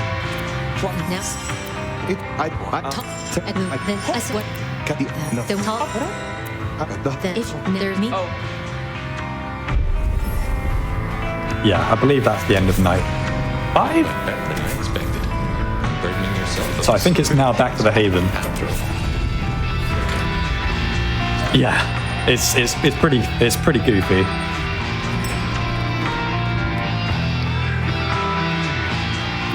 What happened? Until tomorrow night, my love. All right. It's modern day bunny hopping. If more games could incorporate dropkick tech, that'd be great. I've been thinking. It was Lou who had a problem with Gideon, with Gardner. She was the last person I remember going to see. Now we know it was her who made him disappear. Oh. What if she's behind all these killings? Oh man, do you hear this? If Lou took out Gideon, how could I not have seen this before? That Lou is... the rebar killer? That is something. I'm gonna sound like a broken record. Devs, please. Plan Samitsi and UE5 optimizations, and my life is yours.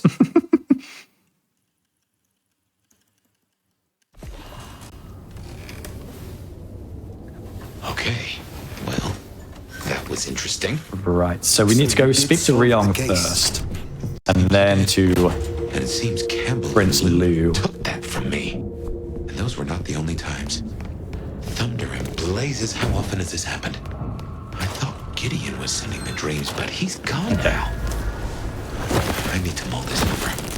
I know Sophia said she'd like to see us later, but in the meantime, Ryong expects us.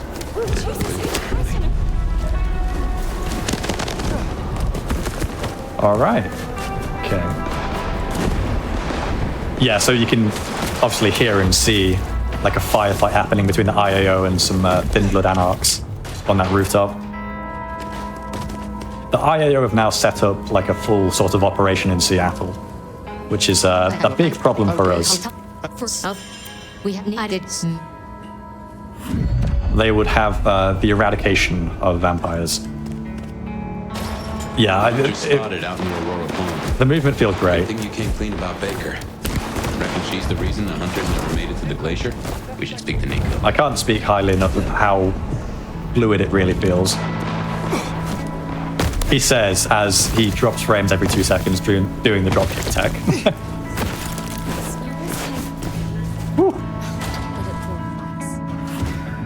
Ah, Nico.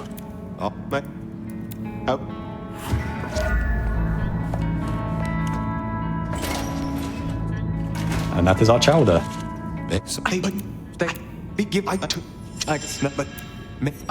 Okay, and we have just sentenced Lou Graham to burn. I should report back to Ryong.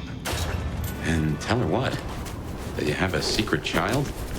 You just effectively doomed your sire. The story is really interesting. It's actually something... Put it down on the tally. That's victim number 6 to a stray dropkick. Yeah, the story is something that is actually unanimously, overwhelmingly agreed to be very, very solid, even among detractors and critics.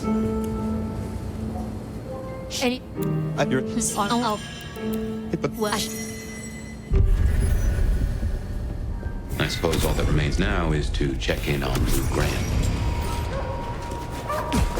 Honestly, I think it's... Maybe this is just a me thing, but I enjoyed VTMB 2 and its story entirely, knowing absolutely nothing about it. Like, I went in 100% blind. Play it careful over any accusations. Like, I wasn't looking at the dev diaries or anything.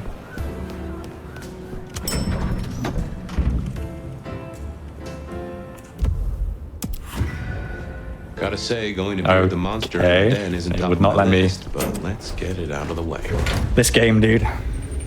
It simply would not let me go to the penthouse because the pointer didn't load. Very cool. Love that.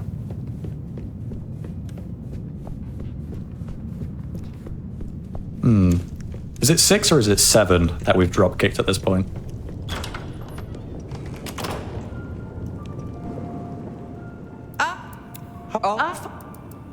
I guess you are. Just don't. Hey, smooth operative. Hello. Yes, the dev diaries. Again, I very much steered clear of all of it. I just went into it with like the most empty expectations I could get, and then as soon as you first step foot into Seattle, to explore the world and stuff, And there's a track called "Is It All Worth It," which is like a remix. It's not a remix. It's like a continuation of the Hollywood main theme by Rick Schaefer, also, you know, done by Rick Schaefer. I was like, okay, there is some serious atmosphere here, and it just hit all the right notes. When, you know, it's like it's tricky to explain. All I knew is it landed with me for me. Was your suggestion? Okay, that'll do. Can we have ourselves some options? Let's get back to Lou. It saved us having to go all the way to Verona, so that wasn't the worst thing in the world. Another meal ticket for little Lou. Guess we decided against Verona. I doubt Lou will be happy, but she doesn't get to win every time. Man, I remember there's actually a track on Rick Schaefer's music page on YouTube where it's got Vivi's voice actress actually doing some singing over one of his tracks, and it's really, really cool. Or is it? It's not. It's like an introduction to one of his tracks. That's right. Yep. But no, you don't. Then you know. You don't recommend that I come back, Lou? I've got some bad news for you, my friend. You ain't gonna survive much longer. Yeah, sadly we can't drop kick around the indoors. Can't really do a grand deal of anything at this point, which is a shame. I would love nothing more than to just drop kick Lou Graham out of her window, but c'est la vie.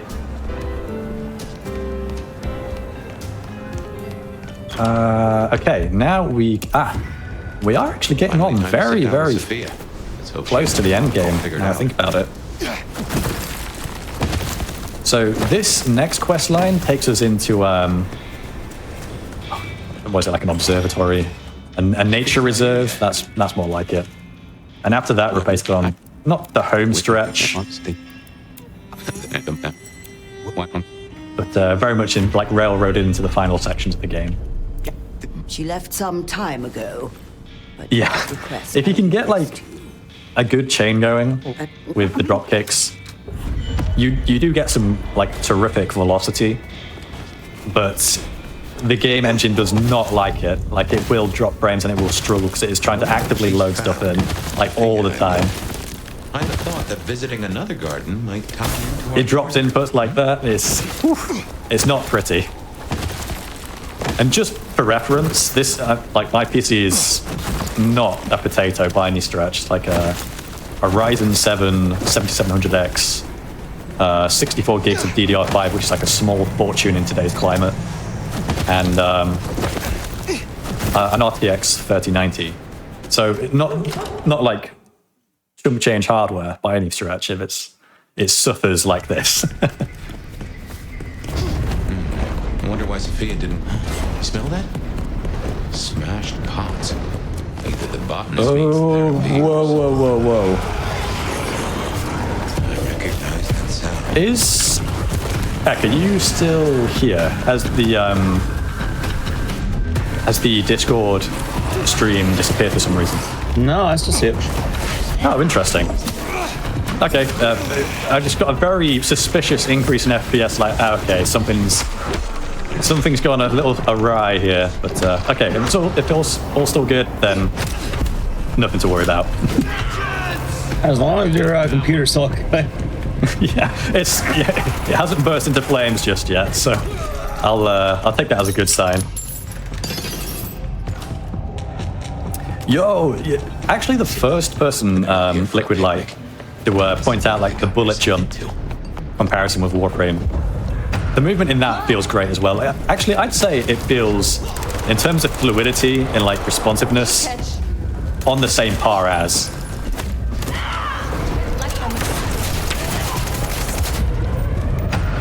Great taste, Tenno.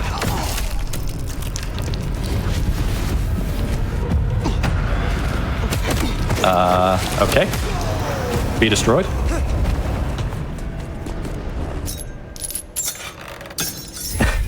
Yo, sweet. Yes, that's right. Funnily enough, now, here's some Vicetra lore. The first time I appeared on GDQ as a runner, it was doing Vampire the Masquerade Bloodlines 1, right? And just like an hour before I was supposed to run, my current graphics card actually died, my 3090, so I got it RMA'd eventually. But I had a backup card sat around just in the horrific circumstance that I experienced something like that. It went ahead as planned, but I've been very sort of, not very, but it has been like in the back of my mind running up to this. I don't think I could deal with my GPU dying again. It's probably not gonna be RMAable once more, but you know, touch wood, we're still alive. It's all good. I know this place. Yeah, it was obscene. I think I did make a point of saying it was definitely in the GDQ chat anyway. Panicking like crazy, like I don't know what to do. I know what to do, and I just YOLO'd it with the backup card that I had. Anyway, I'm totally digressing. It's what, nearly 5 a.m., which is not to harp on about the time, but the mental bandwidth it is fleeting. One thing that has been patched in this latest version as well is that there was a quick way through this room where you'd be able to take care of these 4 guys here, and you'd be able to go straight through the padlocked door over there. Not possible on this patch. So we've got a second encounter that we have to go through as well.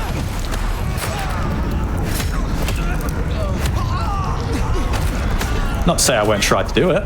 There's no harm in trying. Yeah, enemies nearby 4, and they haven't even loaded into the map just yet. Like, you can't even see their aura just yet. So we're just going to chill for a little bit. Hey ho.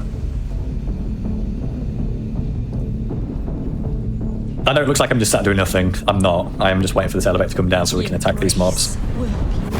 Unless you're a Toreador. Interesting. Does that still work? The Toreador? Yes, I can sadly confirm I'm not a vampire. As cool as that would make me, I don't have that much aura.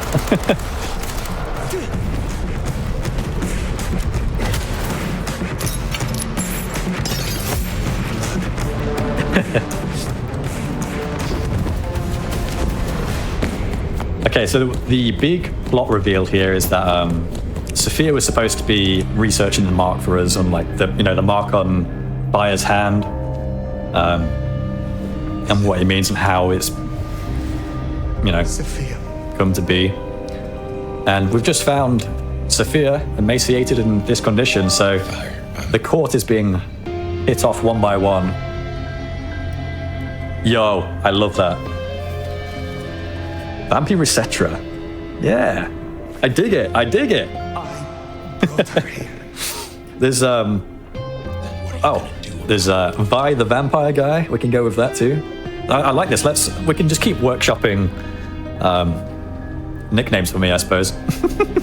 That seems like a good use of the GDQ channel. Dear. Oh, split. How did this happen? Moving on. So, at this point, Prince Ryong is now, well, she is the child of Lou, and she's just been Really be thinking of taking down cats. forced into giving us the order to hunt down the leader, or the figurehead of the Anarchs, or, she's going to call a blood hunt on every single Anarch in the city. Which is, not good. I need blood. Fire, you should at least talk to her. So all we're going to do now is go back to the hole in the wall where, Katsumi's club is. Look, I know it's And then we're going to meet an unexpected character there. Blood hunt on every Anarch. She would have hated this. It's one we've obviously met before and is relevant to the story and all that, but not one that you'd expect to see in this location. You've got like 5 seconds to guess on who it might be. It's someone we've talked to. It's someone that we've interacted with a fair amount. Who could it be that has a slight anarch tinge? Could it be Holly the Nosferatu? It could well be. Well, you know that you don't. Just let you in. That's right, John Vampire. That's still one of my favorite bits. Just like John thing, John Halo, John Rising, John Wick. Very, very close. Very, very close.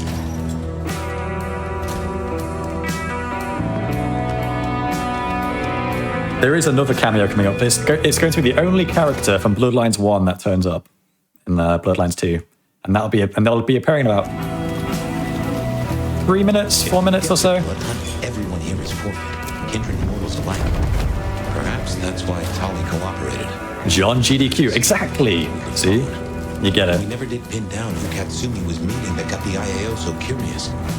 Maybe the Anarchs were all tangled up with them. Okay. This can be. Right. We know. Okay.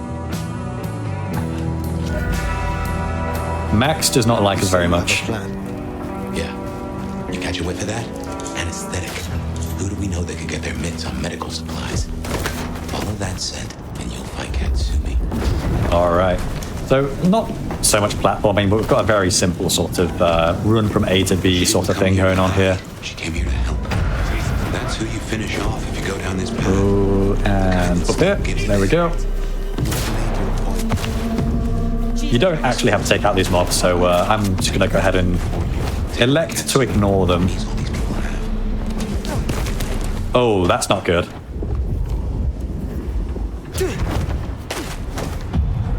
And we didn't get the trigger here. Okay, that's bad. We're going to have to go back and take care of some of the mobs, I think. Which is really, really awkward. Because if we proceed... honestly, I think we actually just have to... You know what? Screw it. We'll restore from the checkpoint. There's a certain flag that's set, which will spawn the enemies in the upcoming area, right? And if that isn't set, then you just get soft locked. It's as simple as that. That's the third time this run I've had that happen, which is... I suppose it's representative of what you can expect from the Bloodlines game. Any hunches on who Katsumi Okay, is? there we go. So that line, and that Fabian says, any hunches, spawns these guys in here. And without them, there is none, you don't get Katsumi sent to track.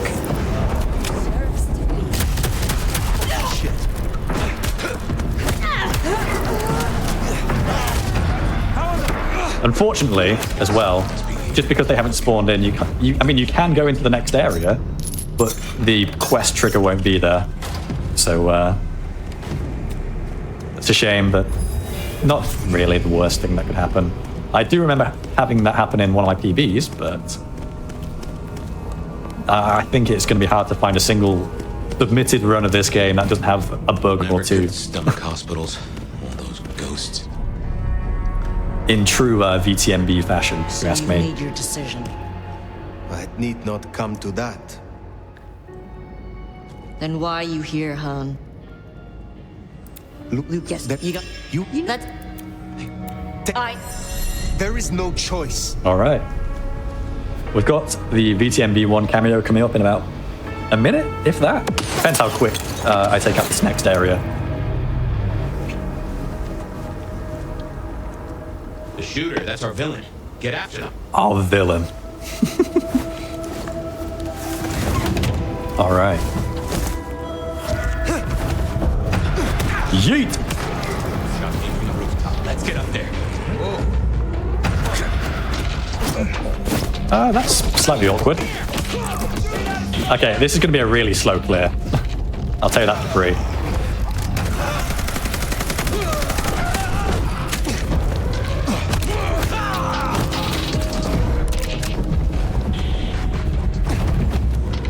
Oh, maybe not. Okay. Sweet. Okay, we move on. Bloodlines 1 enjoyers who died. Unfortunately, there's not going to be a great deal of conversation to be had. Now, as I've demonstrated on my own stream when I've been running this, if the game is going to crash, it's going to be in this area here. I don't know if we've just been taken for a ride here. Okay, that was definitely another victim added to the tally. Who knows, maybe it's going to be penance for like drop kicking all these pedestrians that the game actually crashes. I think I will probably just play it safe, to be honest. Like, there's no reason to go too crazy about it. This is so scuffed, dude. Are you seeing this? That is indeed damsel, yeah. Look at this, man. It is 45 FPS. 32. Ooh. Okay, we're good. We made it around the corner, and that's typically where it crashes, so we're good.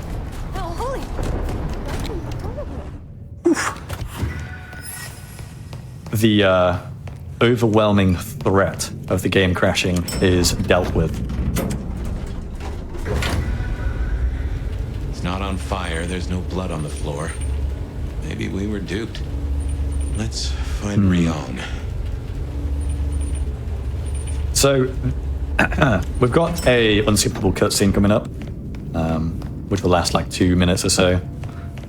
And then we'll be into the final section of the game.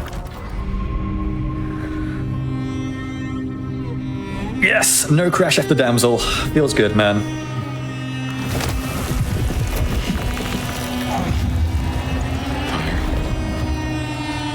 Hello, my love. What? Sophia? But you were dead. Shock twist.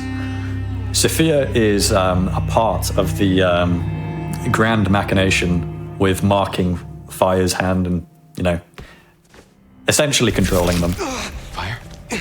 Oh, thank God you've been out for hours. The sun's up. Sophia. Yeah.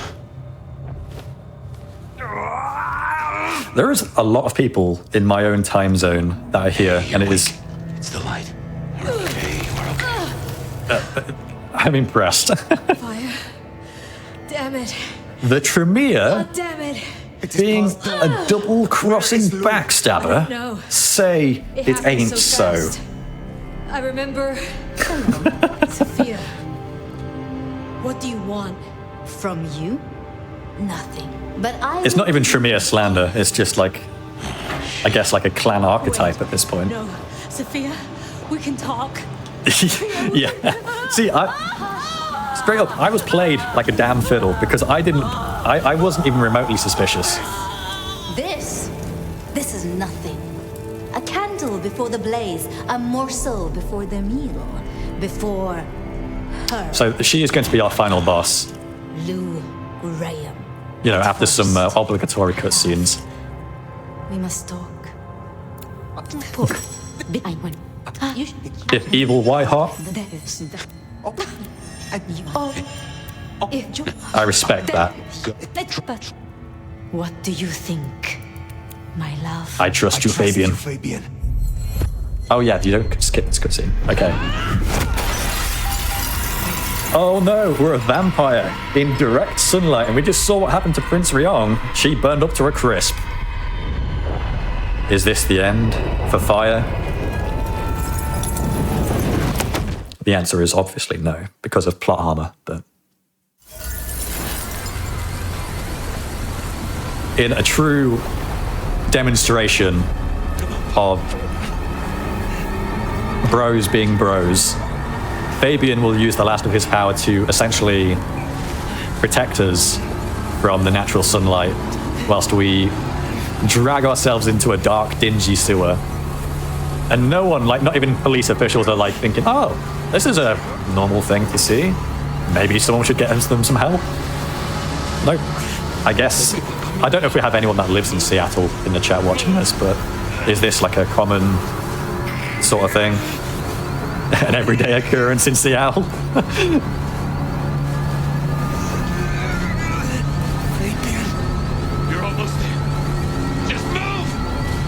Yeah, I won't be able to tell you about Seattle. But the next game that we're doing, I can tell you about that one. Excellent. In which case, we'll be calling on you for the confirmation on certain parts of it. Yeah, because I think, Vampire the Masquerade 1's in, like, Santa Monica, right? Yeah, that's right. Yeah, I've been there a few times. Did you find any kindred there that you could identify at least? The game's 100% accurate. Yeah, 100% accurate. Actually got more right than you think. I'll take your word for it. That tells me I need to avoid it, if anything. Yes. Been working. Okay, so that was Fabian's farewell speech in the plot. Basically, sadly, we had to skip through it. It's a really actually quite touching moment in the story. But back to Seattle in the sewers as final level, home stretch, and time will be in about I want to say 5 minutes time. But obviously I'll count us down to when that happens. So this probably looks a little familiar. We came through these crypts earlier to look for the forbidden texts for Sophia. And it turns out she'd been cultivating these Sabbat shock troops that she calls her moonflowers, which is like kindred devoid of like personality or memories, and basically just weaponized vampire specimens. Let's go with that.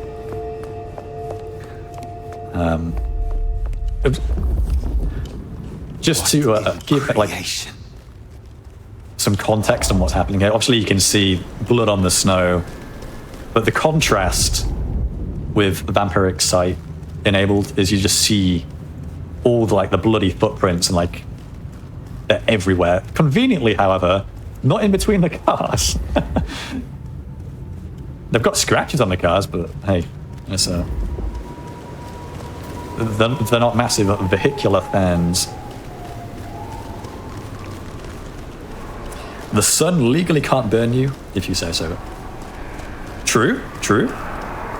I never actually get sunburned. Partially because I don't go out in the sun that much. And the other part is that we don't get sun in the UK.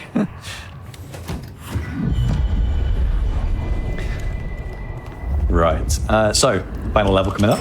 We're going to go back into the elevator. It's going to fail. And we're going to scale back up Weaver Tower like we did right at the start of the game, going through like all the air ducts, which reminds me, now that we've got that, pause for a second, I will now get the final ability so we can move fast through the vents, which is a Banu Hakim special.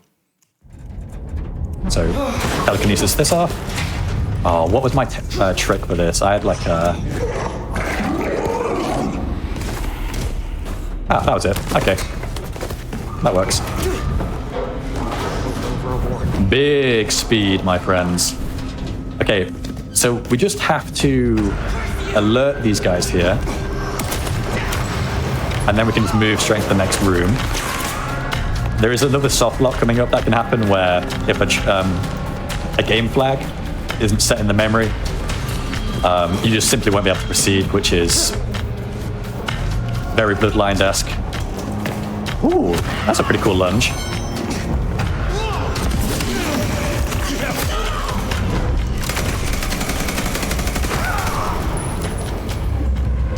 So those moonflowers through the door there, they would just they'd be there, but they'd never actually break through like they just did if you don't have the enemies aggroed at that point. Whoa, that was strange. It would be cool to bypass a lot of these, and there is like room for out of bounds tech to be found. Like there's already some that exists, or existed, so there's more to be found, and Armist definitely will end up getting patched out if it's really egregious, but that's a problem for another day.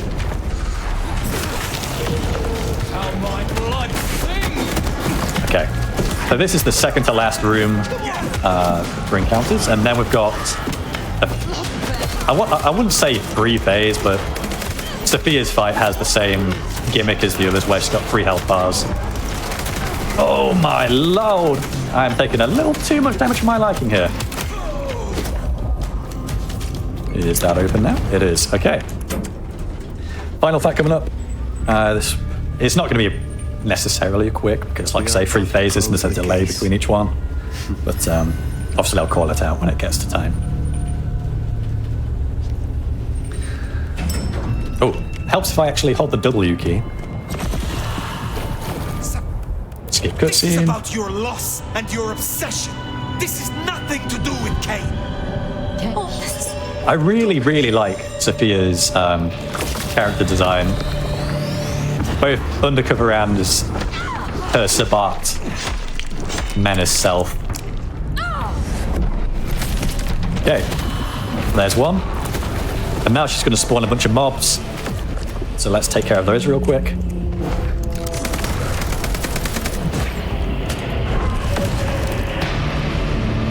Oh, brother, I missed that.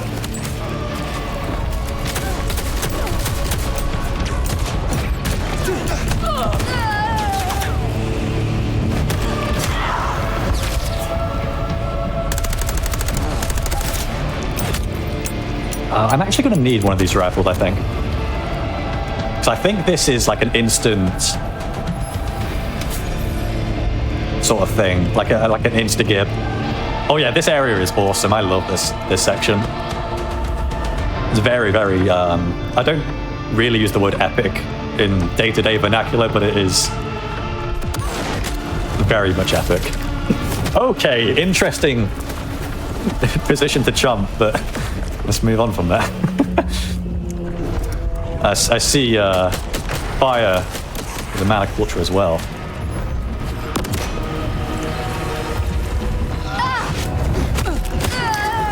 Okay, so there's 1 health bar left. In fact, you know what?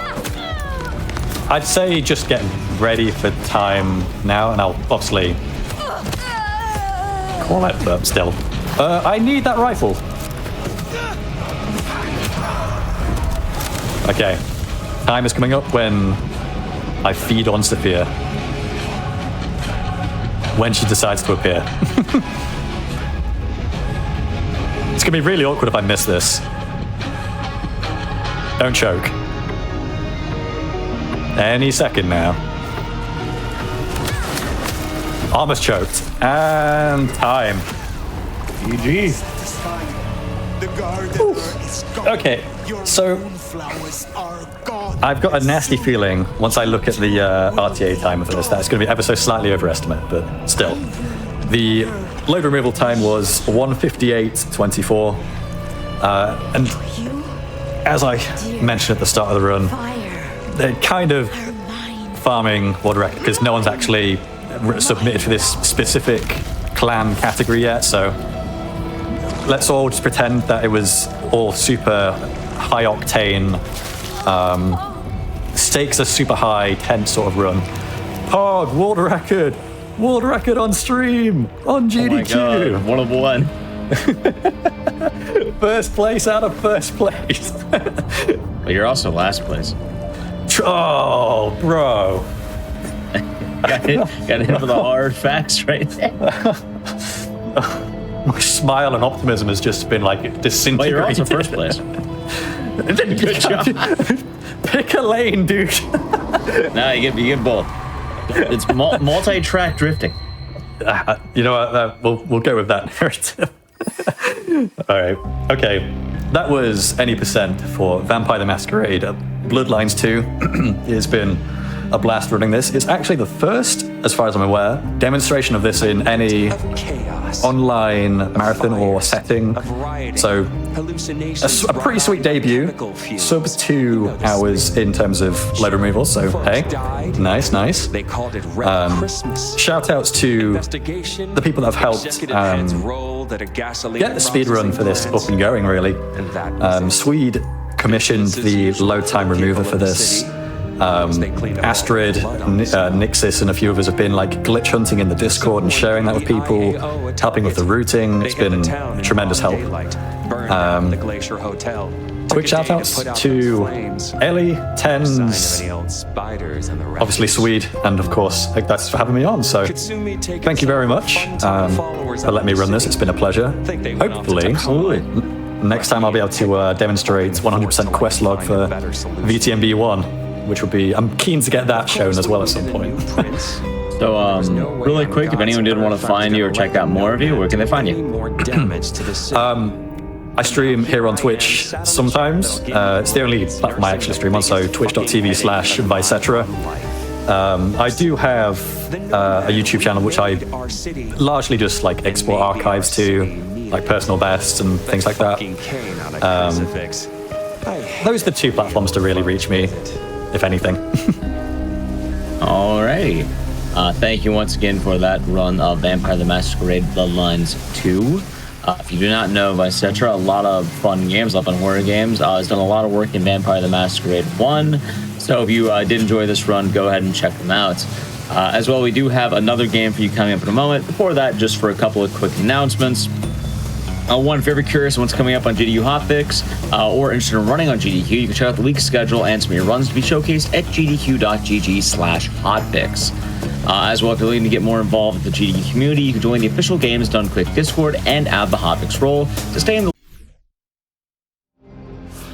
Alright everyone, welcome back from the break. Hope you all enjoyed the run of Vampire the Masquerade Bloodlines 2. Normally I like to do these in order, but due to scheduling, we're kind of going around here. But we're doing pretty much all the Vampire the Masquerade games today. We're kind of talking about the franchise as a whole earlier, and while we did get to see the second game, I know a lot of people are fans of the original, and you kind of get to see where the, video game series kind of started from with its roots. Anyway, we're going to be diving into Vampire the Masquerade Bloodlines 1. I believe the category is any percent Nosferatu with Sweetola. That is a mouthful of a category, but take it away. Thank you. Anyways, so yeah, this is Vampire the Masquerade Bloodlines 1, the original. And I'm joined by the wonderful Vicetra, who did Vampire the Masquerade Bloodlines 2 just a few moments ago. And yeah, truly is a game. It is truly a game. It's nice to have my PC tank into oblivion. Yeah. So before starting, going in the little tutorial here, we've done a glitch. Vicetra can explain more about this once we start off the run, but we have max skills and everything. This is exclusive to the day 1 patch of the game, or 1.1, 1.0. It just means we have access to everything, like lockpick and everything else like that. So we're going to start off the run in 3, 2, 1, go. Good luck, Swede. Okay, so as Swede mentioned, on this version of VTMB, we're playing on version 1.1. There is an exploit in the character sheet creation where if you select your clan and then you go to allocate your starting stat points, if you go back into the clan select and you reselect the clan you've already chosen, those points that you've allocated will stay on what you've put on, but you'll also get a fresh bunch to use. So you can basically max out all the possible stats for that clan before you've even started the game, which is quite an interesting little quirk, but it means we can break this game open straight from the get-go. And this run specifically is a non-stop series of sequence breaks, and it's great fun. I love this run and the movement for this. Obviously, with VTMB2, it's more drop kicks and like free running, whereas this is using the gold source engine. So bunny hopping and air strafing is how we're going to be moving around and making short work of the timer. So we've just jumped onto Jeanette's head, and what that's going to do is force her to run towards the elevator. This will be important once we've got through this next section, which is the not Lakeside Hotel. That's I make this mistake every time. It's the Ocean House Hotel. Same thing, right? Now, yeah, same thing. It's basically the same thing. Because we've as I previously explained, we've got all our stats maxed from the character sheet creation glitch. We've been able to lockpick that door that otherwise you would need the key from Jeanette to give us access to. So we've skipped all the dialogue with her. We've skipped the meeting with Mercurio. We've skipped the beach encounter to get the astrolite. Uh-oh. That's fine, don't worry, because I have made a safe for this because it's weird, and I blame being awake early morning and stuff like that. It's fine. Reload the save. It's all good. We just reload the save that Oh, this is the wrong one. There you go. Oh, I've got one there. I don't think I have a save for this section. No, it's fine. We just pick up from the side again. It's fine. It's all good. We're from the top. It was RNG manip, actually. I know that might sound like code, but that was legitimately what it was. The reason we do that is because first you have to get her into the elevator, next to the elevator, and when you come back, her position can actually change, which is obviously not ideal. So no panic. This is all intentional. Yes. Now, it's you get speed up from it, and if you don't angle it right, the character will just hit a wall and then just drop. And it's the one thing I was like, oh, that surely wouldn't happen. And it does. And it happened a lot whilst practicing. So I just, again, it's quick to start from the start because I thought I had a save there just for it. Turns out I don't. So it's fine. You get to see the loveliness that is the bee hopping of this game.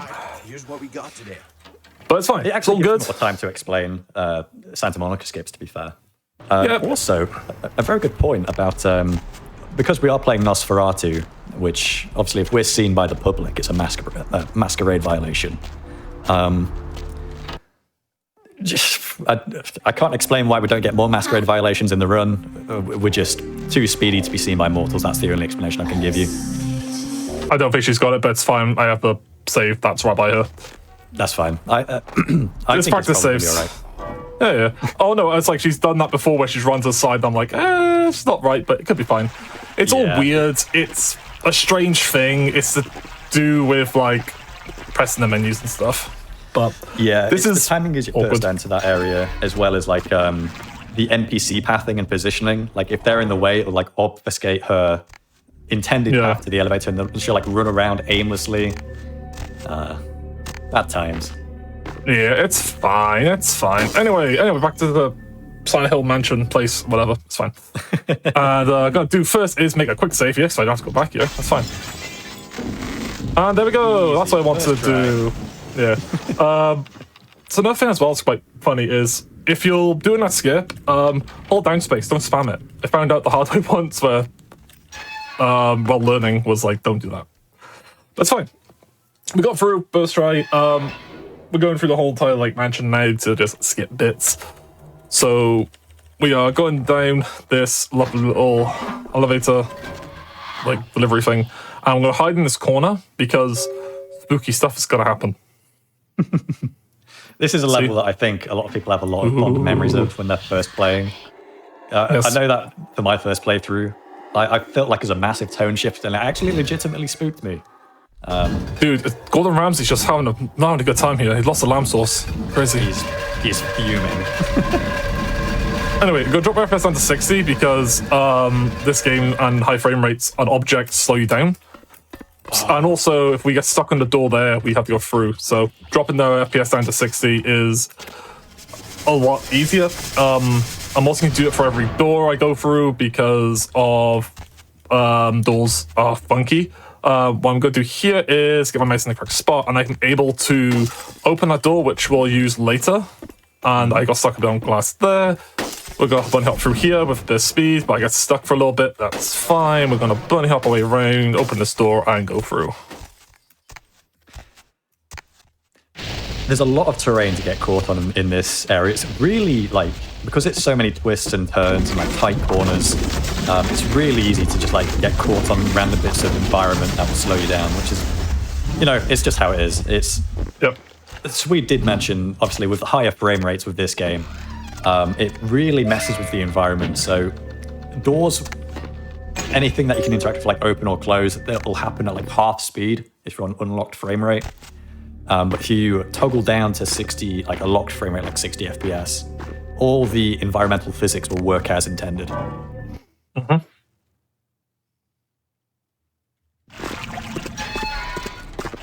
got this game recently, halfway through before the graphics changed.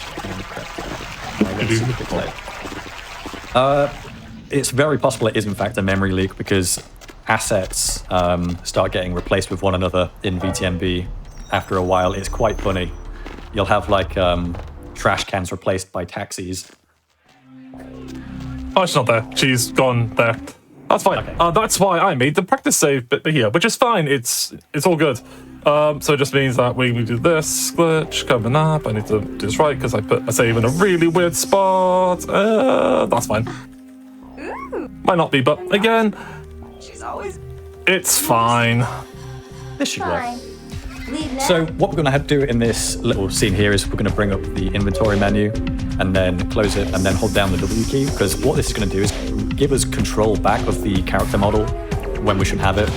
Perfect. Hit the elevator switch and it forces out, which means that the skip was successful. What this is going to do when we re-enter the club, Asylum, you're going to see some dialogue in the top left, which is, yeah, this is perfect. And now we get to clip through the ceiling by dancing on a bottle. There's a certain point that we wait for before we actually crouch jump through here, because if you go too soon, the game memory hasn't updated fast enough to actually give you the dialogue prompts that you need. And all the dialogue prompts that we choose with Therese and Jeanette contribute towards being able to save both of them in a later encounter, which is a lot faster than the alternatives that are available. Get stuck on the people, it's fine. Oh, come on. I tried to dance a bit. It's fine. There we go. So, crouch jumping works in a very interesting way, where it actually extends your hitbox a little bit. And the hitbox rises through the floor just enough, and then because there's like a planned cutscene, you get vacuumed up into the conversation. We're leaning against the elevator doors on the way down. We're going to block that with the lockpick, and we're going to try escape this as fast as we can. And what this is going to do is it's going to like stop the elevator from closing on us. Ordinarily, you would do some earlier quests to change the game memory and flags, so you can actually interact with the elevator as you would expect to. But because we haven't done those flags, we have to find a way around it, which involves, as you've seen, blocking it off with a lockpick. Ooh, cops. Good man. He obfuscates. So that was a really good safety strat that Swede just did there, because if you have the cops called on you, that will cause you to lose time if you go outside. So by obfuscating, which is like an invisibility discipline, he was able to avoid the aggro from the coppers, a very British term, and be able to actually move into Asylum and continue with the sequence break. I'm just going to use a blood pack here because I think my blood's a bit low for the next section, which is fine. We're going to this door fully so I can get stuck in it, because getting stuck in door sucks. So we're going to try and save both the personas now. So we're going to do some set dialogue options, which is 2, then we got a 3, another 3, another 3, another 3, 2, then we got another 3, another 3, another 3, and then it's all 1. All 1. Yeah.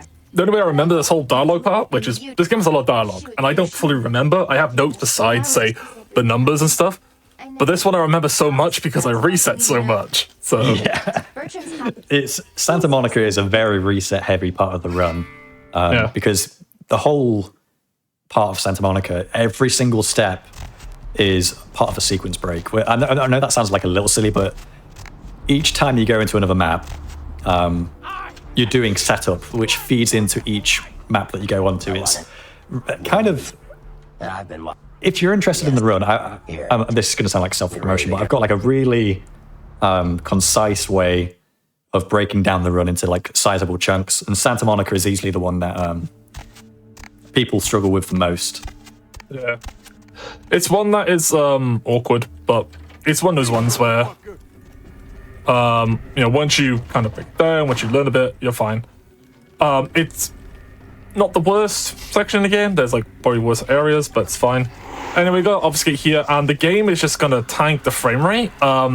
Usually get like a high amount, but due to how the game is semi-optimized and obviously being on some jank of the Gold Source engine, like, it's there. Oh, that guy's a bit further away than I was expecting, so that's fine. Anyway, we're going to plant a bomb. I'm a little scared by our obfuscate. We may have to refresh that. Oh, no, I will. I always refresh. Because I do not... Yeah, I'm not... Yeah, if I was slightly faster of movement, I would be able to probably last a bit longer, but it's fine. Yeah. This section is very movement heavy, and if you get seen by either of those two guys in the office where we planted the astrolite, which is like an explosive kind of thing, then the shutter to the entrance to that whole warehouse gets closed. You have to run all the way around it. It adds like 40 odd seconds or so, which is not bucket. Most a pleasure. Hey. We do Ocean House Hotel. We skip like half of it by just like jumping over the stairs, but for the vast majority, it's played pretty straight. Anyway, that's the end of Santa Monica, at least, so we managed to get out, which is very good. And another I'll point out, like, through tunnels, so see, I'm backing up onto the ladder. I'm also going to spam my straw wheel to just jump through, and it goes through. But we got a bit of like a long cutscene here, which if you could skip, it'd be great. But sadly, nothing yet. We've done a bit of labbing, both me and Sweet, trying to find a way to skip this, because the problem is there are some restrictions in place as well. Like, even if there was a way to skip this cutscene in its entirety, yes, it would save 2 minutes, but the conversation that you have with Nines Rodriguez in this cutscene sets a flag in his character, which means the next time you speak to him in downtown, it's telling you to go talk to LaCroix and you can advance the main story. However, if you somehow do manage to skip this without talking to Nines, you'll just be soft-locked and you'll never be able to progress from that point. It's something that I've been trying to workshop around, try to find a convenient way through this, but neither me or Sweet have come up with something just yet. I mean, if you can skip to the damned, you can probably skip the flag ahead and don't have to worry about it. Because the game will set the flag and go through. That's probably the only skip there, but I think that's coming up. But yeah. But another thing I'll say, we have to start the game on new game first, and then load through, because by the time we get to Bertrude's hideout, the game will just crash due to just not loading up and things like that. So we have to kind of load through the game. But if you are interested in running this game or playing this game casually, use the if you find the game casually, use the community patch. It fixes a lot of glitches, a lot of cut content, and it's just overall a good way to play it. And I believe if you are a fan of GOG, it is on sale at the moment. Ooh. So, the GOG version comes with the unofficial support patch, like pre-installed, doesn't it? I believe so. You look like shit. Yeah, that'd be like the ideal way to pick this up, I think. This is a mean existence. Okay. Stay out of trouble. So that's Nines Rodriguez. We won't have seen it because we skipped introduction entirely, but he sort of like advocates for us and stops LaCroix from killing us and causes a whole scene. Now we get some movement jumping through downtown. Some good ops going on. Holy. Is that him? Is that Sweet Ola? Pretty cool. I'm actually surprised to hear most of those hops. You show. Promise you gotta decide. I had someone describe the difference between hopping, like bunny hopping in Half-Life and bunny hopping in VTMB. And they said Half-Life feels like bunny hopping in butter. And it's smooth, it's completely fine. And with VTMB, it's like jumping through tar. Yeah. Right, so Nines, we've spoken to him, we've basically said we're not interested in what he's selling. We're going to go to Prince LaCroix and basically say, yo, the job is done. Good movement. And he's going to send us back to Santa Monica to check out the Dame. The Great Dame? It's a boat mission. You've done well. We're on a boat. Yet there have been the police are It's going fast, and you have do not the last thing Good. Nothing I haven't. Now that. Good. Good. There's a boat waiting for you on the beach in Santa Monica. I love the way he says there's a boat. It's like such an aggressive sort of pronunciation. Now, one thing I am curious about is to see who in the chat actually likes Prince LaCroix. LaCroix? And LaCroix. Any haters? Any fans? Haters, speak up. I'll side with you. Man, you just LaCroix hater, man. That's just crazy. But yeah, this is where it would be like a theoretical skip, but the boat never spawns in unless there's a way to like get the trigger here to spawn it, or some hit the trigger to load onto the damned. You'd probably be able to skip a fair bit. But it's very weird triggers and stuff. But yeah, it's all theoretical stuff. It's all fine. Yeah, so if there was a way to actually load in the trigger that teleports you to this map, then you'd be able to go straight here. You'd be able to skip the entirety of Santa Monica, like the Sabat Warehouse, the Ocean House Hotel. Yeah.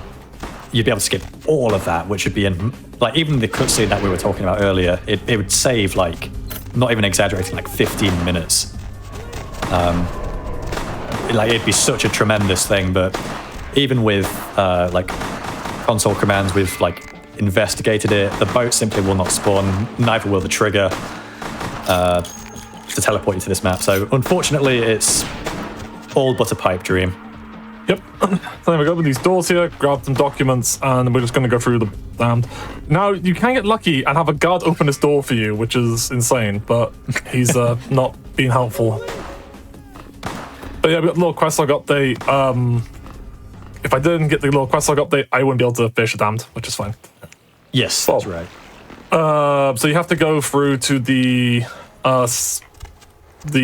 crate up the top, and then you got to get the ladder. Well, you got to go first, get the first one on top of the crates, followed up by the bunny hop over to the cargo, and then followed up by the little room there.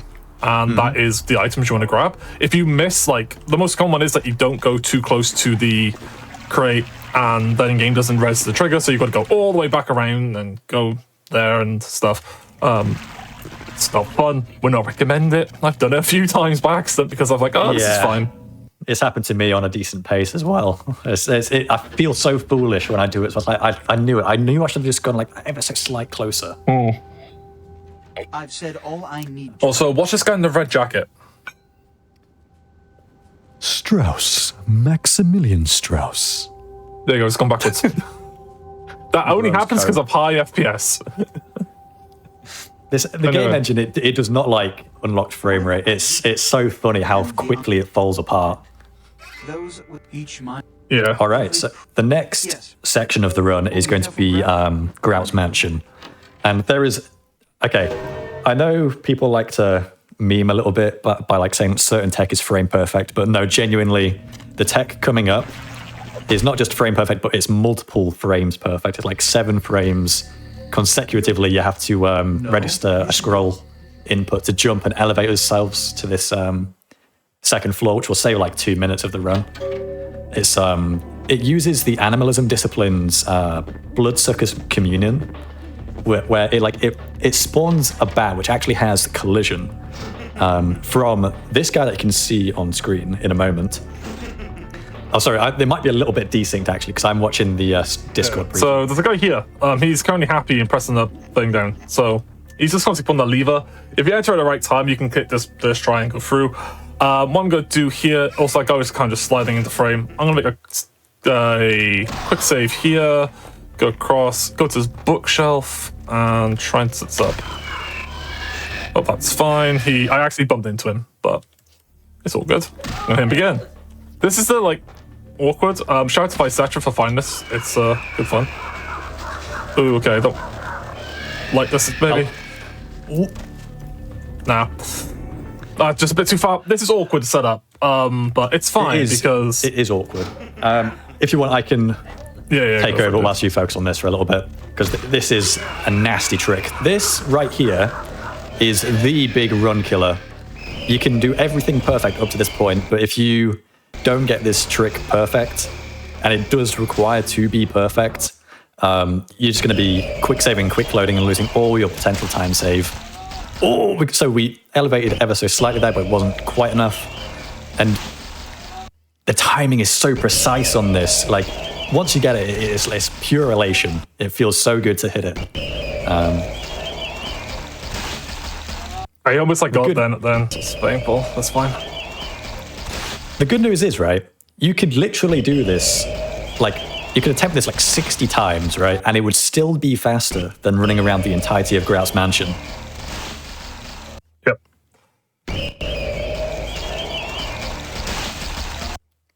This is the one, I feel it.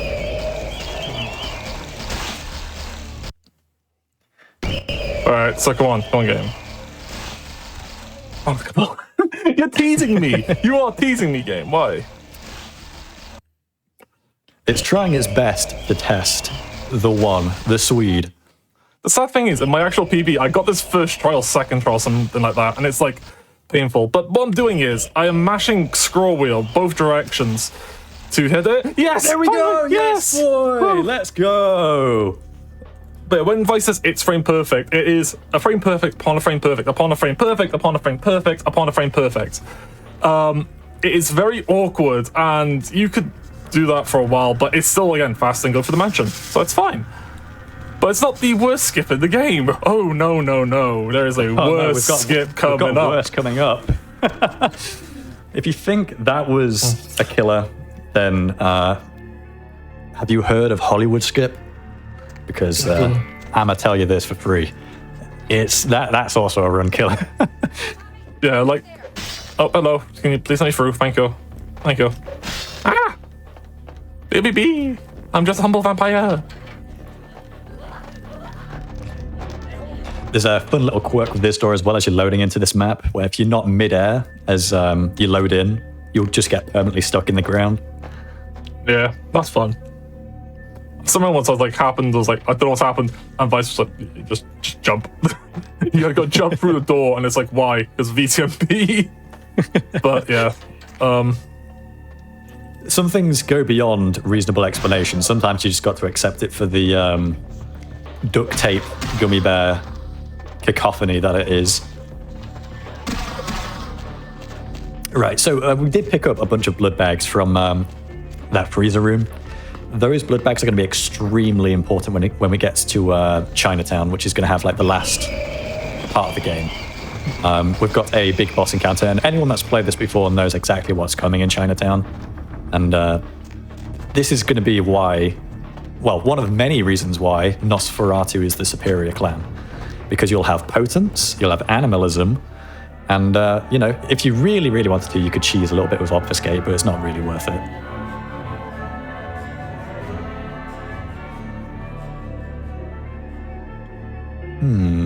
Oh, yeah, we've got a cool movement section coming up, though, before we get to Hollywood Skip.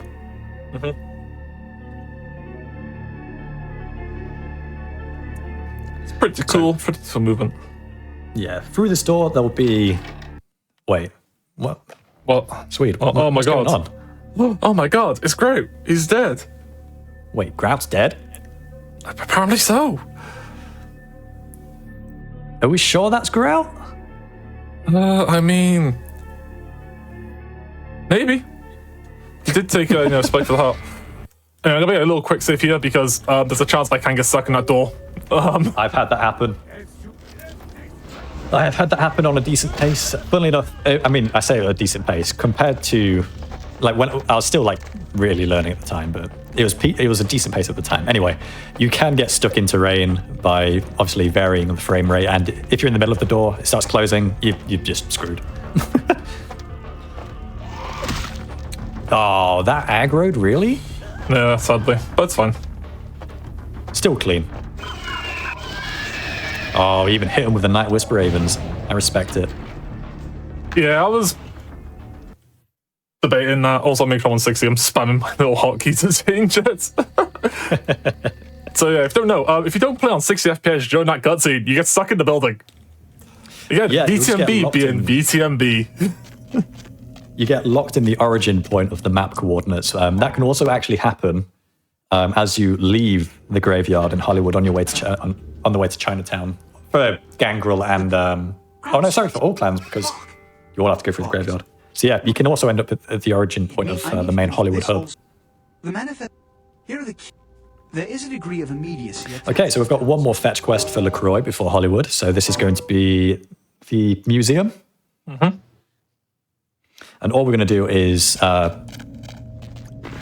fetch disappointment for LaCroix.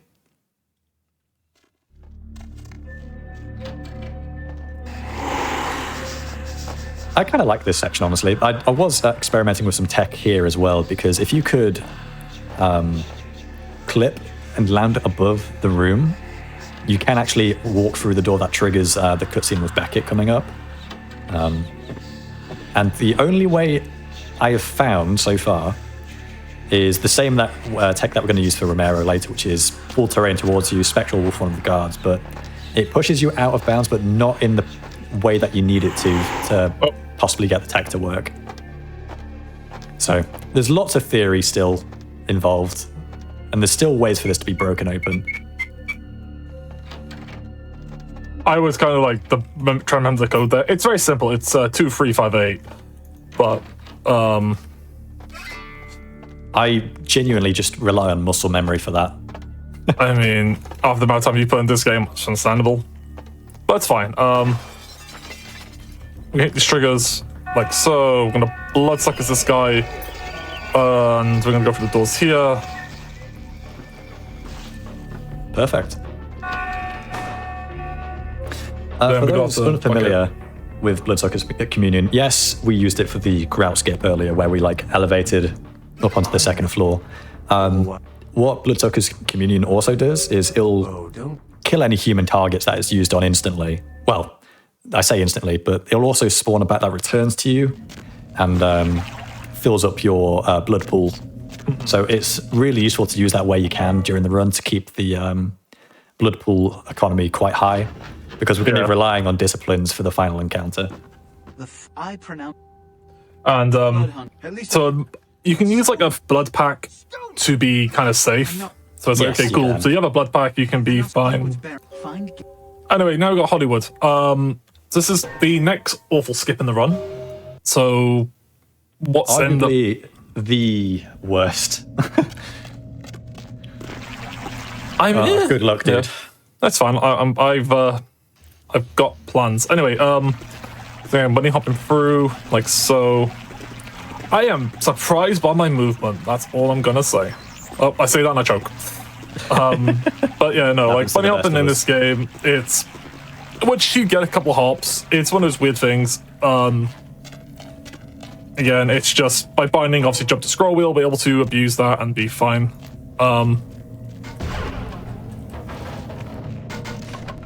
Right, so Hollywood skip, I will give like a quick explanation. Basically, we're going to be pulling this barrel into the map, and we're going to be using that to force static collision and variable collision together. So the game engine will think we're stuck in a very certain spot of the map, and it's going to force us through a wall, and it's going to skip the entirety of a section called the Warrens. On the top end of runs, this skip saves about like 9 minutes, which is an obscene amount of time. But for like a casual playthrough, the sheer amount of content that you're skipping with this, it's like 2-3 hours at least. Okay, so Swede is trying a different method to what I tend to, because I have a massive skill issue. He uses Obfuscate to leash Romero, or lure him, I should say, really. Leash is more a league term than anything. But we're trying to lure this character called Romero into a certain spot in this mausoleum, because he's going to be our static collision. Because we're going to use a discipline called Spectral Wolf to force this through. I know that if Vin is still... Yeah, this has worked perfectly for you. Like, I can never get Obfuscate to work. That's fine, you can shoot me now, it's all good. So I explained there's a number on the side. The number there, if he's on 60 or above, he will kind of chase towards us. If it's under that, he will not chase. And you can time it to where you shoot the gun. He's like, hey, how dare you? And how dare you shoot a gun in my, cemetery? and is not too happy about it. Anyway, I'm going to get to here, make another little safety save because it's Romero and he can be awkward. This trick is high risk, high reward. Oh, okay. He did his troll. That's fine. Come on, Romero. Oh, actually, you know what? Give me some blood. You owe me that much. Can Vev, he blesses the skip. Okay, he's just reloaded his gun. That's fine. Okay, so we're going to lure Romero into this corner. Oh, that's a funny little angle he's got us at. We're going to pull this barrel towards us. Clip, come on. Nope. Off angle, but it's fine.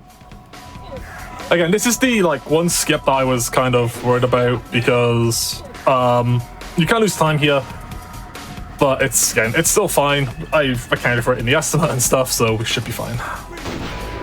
Romero. No, reloading. I don't like this Romero. I'm gonna get a fresh one. Come here. Fresh Romero. You are very much at the mercy of the RNG of him going through his attack cycles as well. This if you thought Grout Skip was a run killer, no, this is the killer because ooh. No. Oh no. This is come on. No, come here, Liz. Thank you. This is just awkward, but again, this saves so much time overall doing what I do. Oh my god, just give me a knife. Thank you. Come on. Yeah, I mentioned earlier, the amount of time that this skip saves it's not even a question. If you are speedrunning VTMB, you are doing the skip. Yeah. It's absolutely imperative. Where are you going? Come on, Romero, stop being awful and be good. Come on.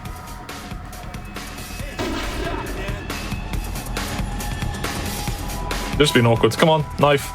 I'm making sure you get close to this door. That looks good. Oh no, he just pushed me out. Yeah. It's a weird lineup and stuff. Yeah. I'm trying to get him in. He does not want to cooperate. It's fine.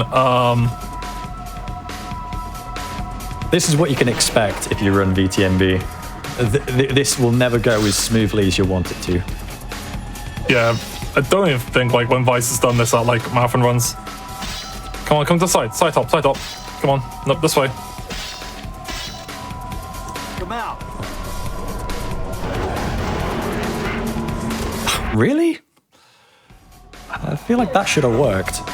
So, what's happening there is we've got the static collision from Spectral Wolf on Romero, which is pushing us into this corner further and further.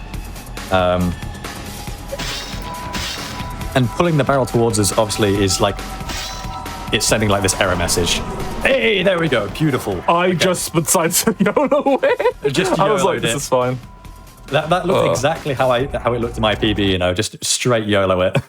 I just, when you get to a skip, all right, anyone who speedruns would attest to this. You do a skip and you're it's not working. You sod it. We do this. Oh, that's fine.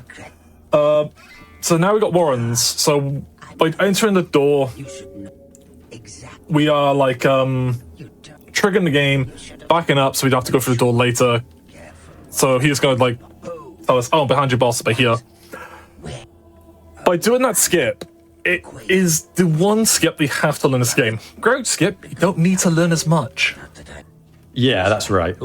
Grout skip is really, or bat jump, however you want to refer to it, it's the same thing. I personally like grout skip as the name of it, but that, it saves you 2-3 minutes, sure, but it's not the big sequence break that this is, because not only have we skipped the entirety of the Hollywood questline, we're now going to be skipping the entirety of the Chinatown questline. So we are effectively, in the end game of the run now. So we've got one modest length section left, and that's basically it. Yep. Which is not too bad. Yeah, it's really not. It could be much worse. There's no horrific way the run can die at that point, shy of just skill issue. Yeah. Which I also had. Countless times. If you remember, want to see a skill issue, watch my PB. That's all I'm gonna say. I lost like I was on like really good pace, like fake pace, like you're like you say went the wrong way. Whoops. You say I was on really good pace. My run was like kind of looking back on it like the other day. It was on a really good pace, close to like sub 30, maybe like a few seconds off, and then I lose like 2 minutes in Chinatown. So it's like a bit awkward. On the way into the Chinatown barracks, like you can get really unlucky with like the pathing and the NPC positioning, where it just stops you, like, and because you can't fight back in Elysium, you can't even clear the way to like force your way through, and that can either kill you, and sequentially kill the run, or it can just like chump up all the time save you've got. There's a lot of variables involved with this run. So jump into this tree, onto the lamp.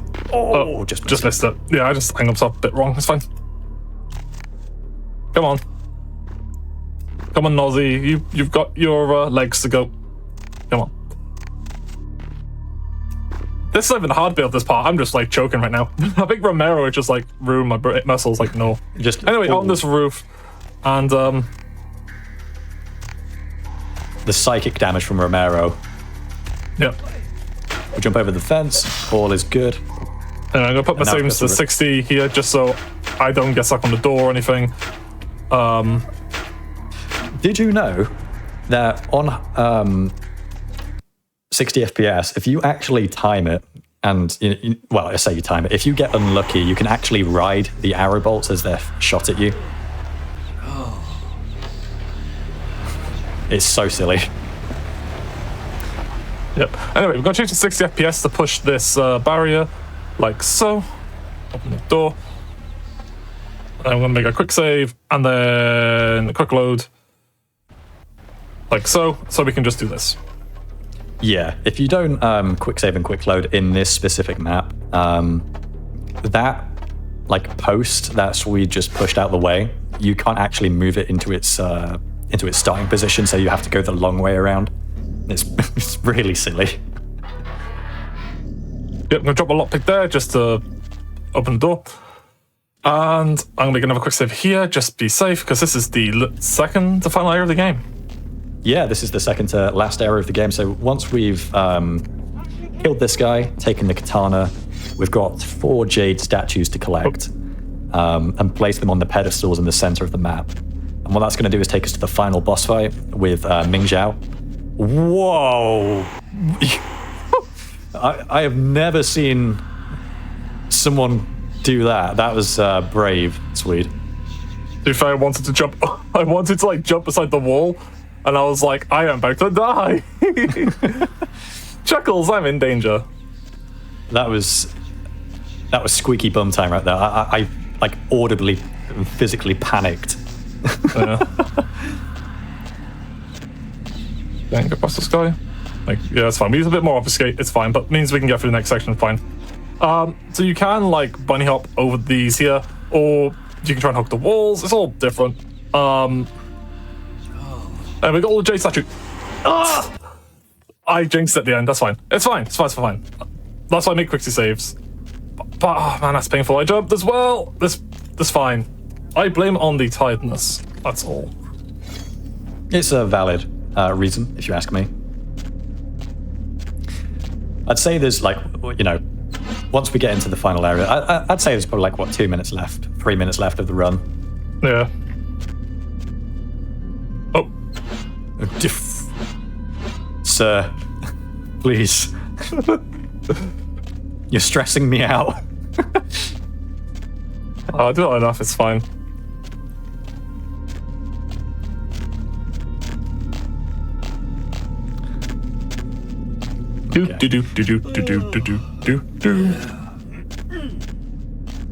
Wow, okay. You just straight up walked on past him, huh?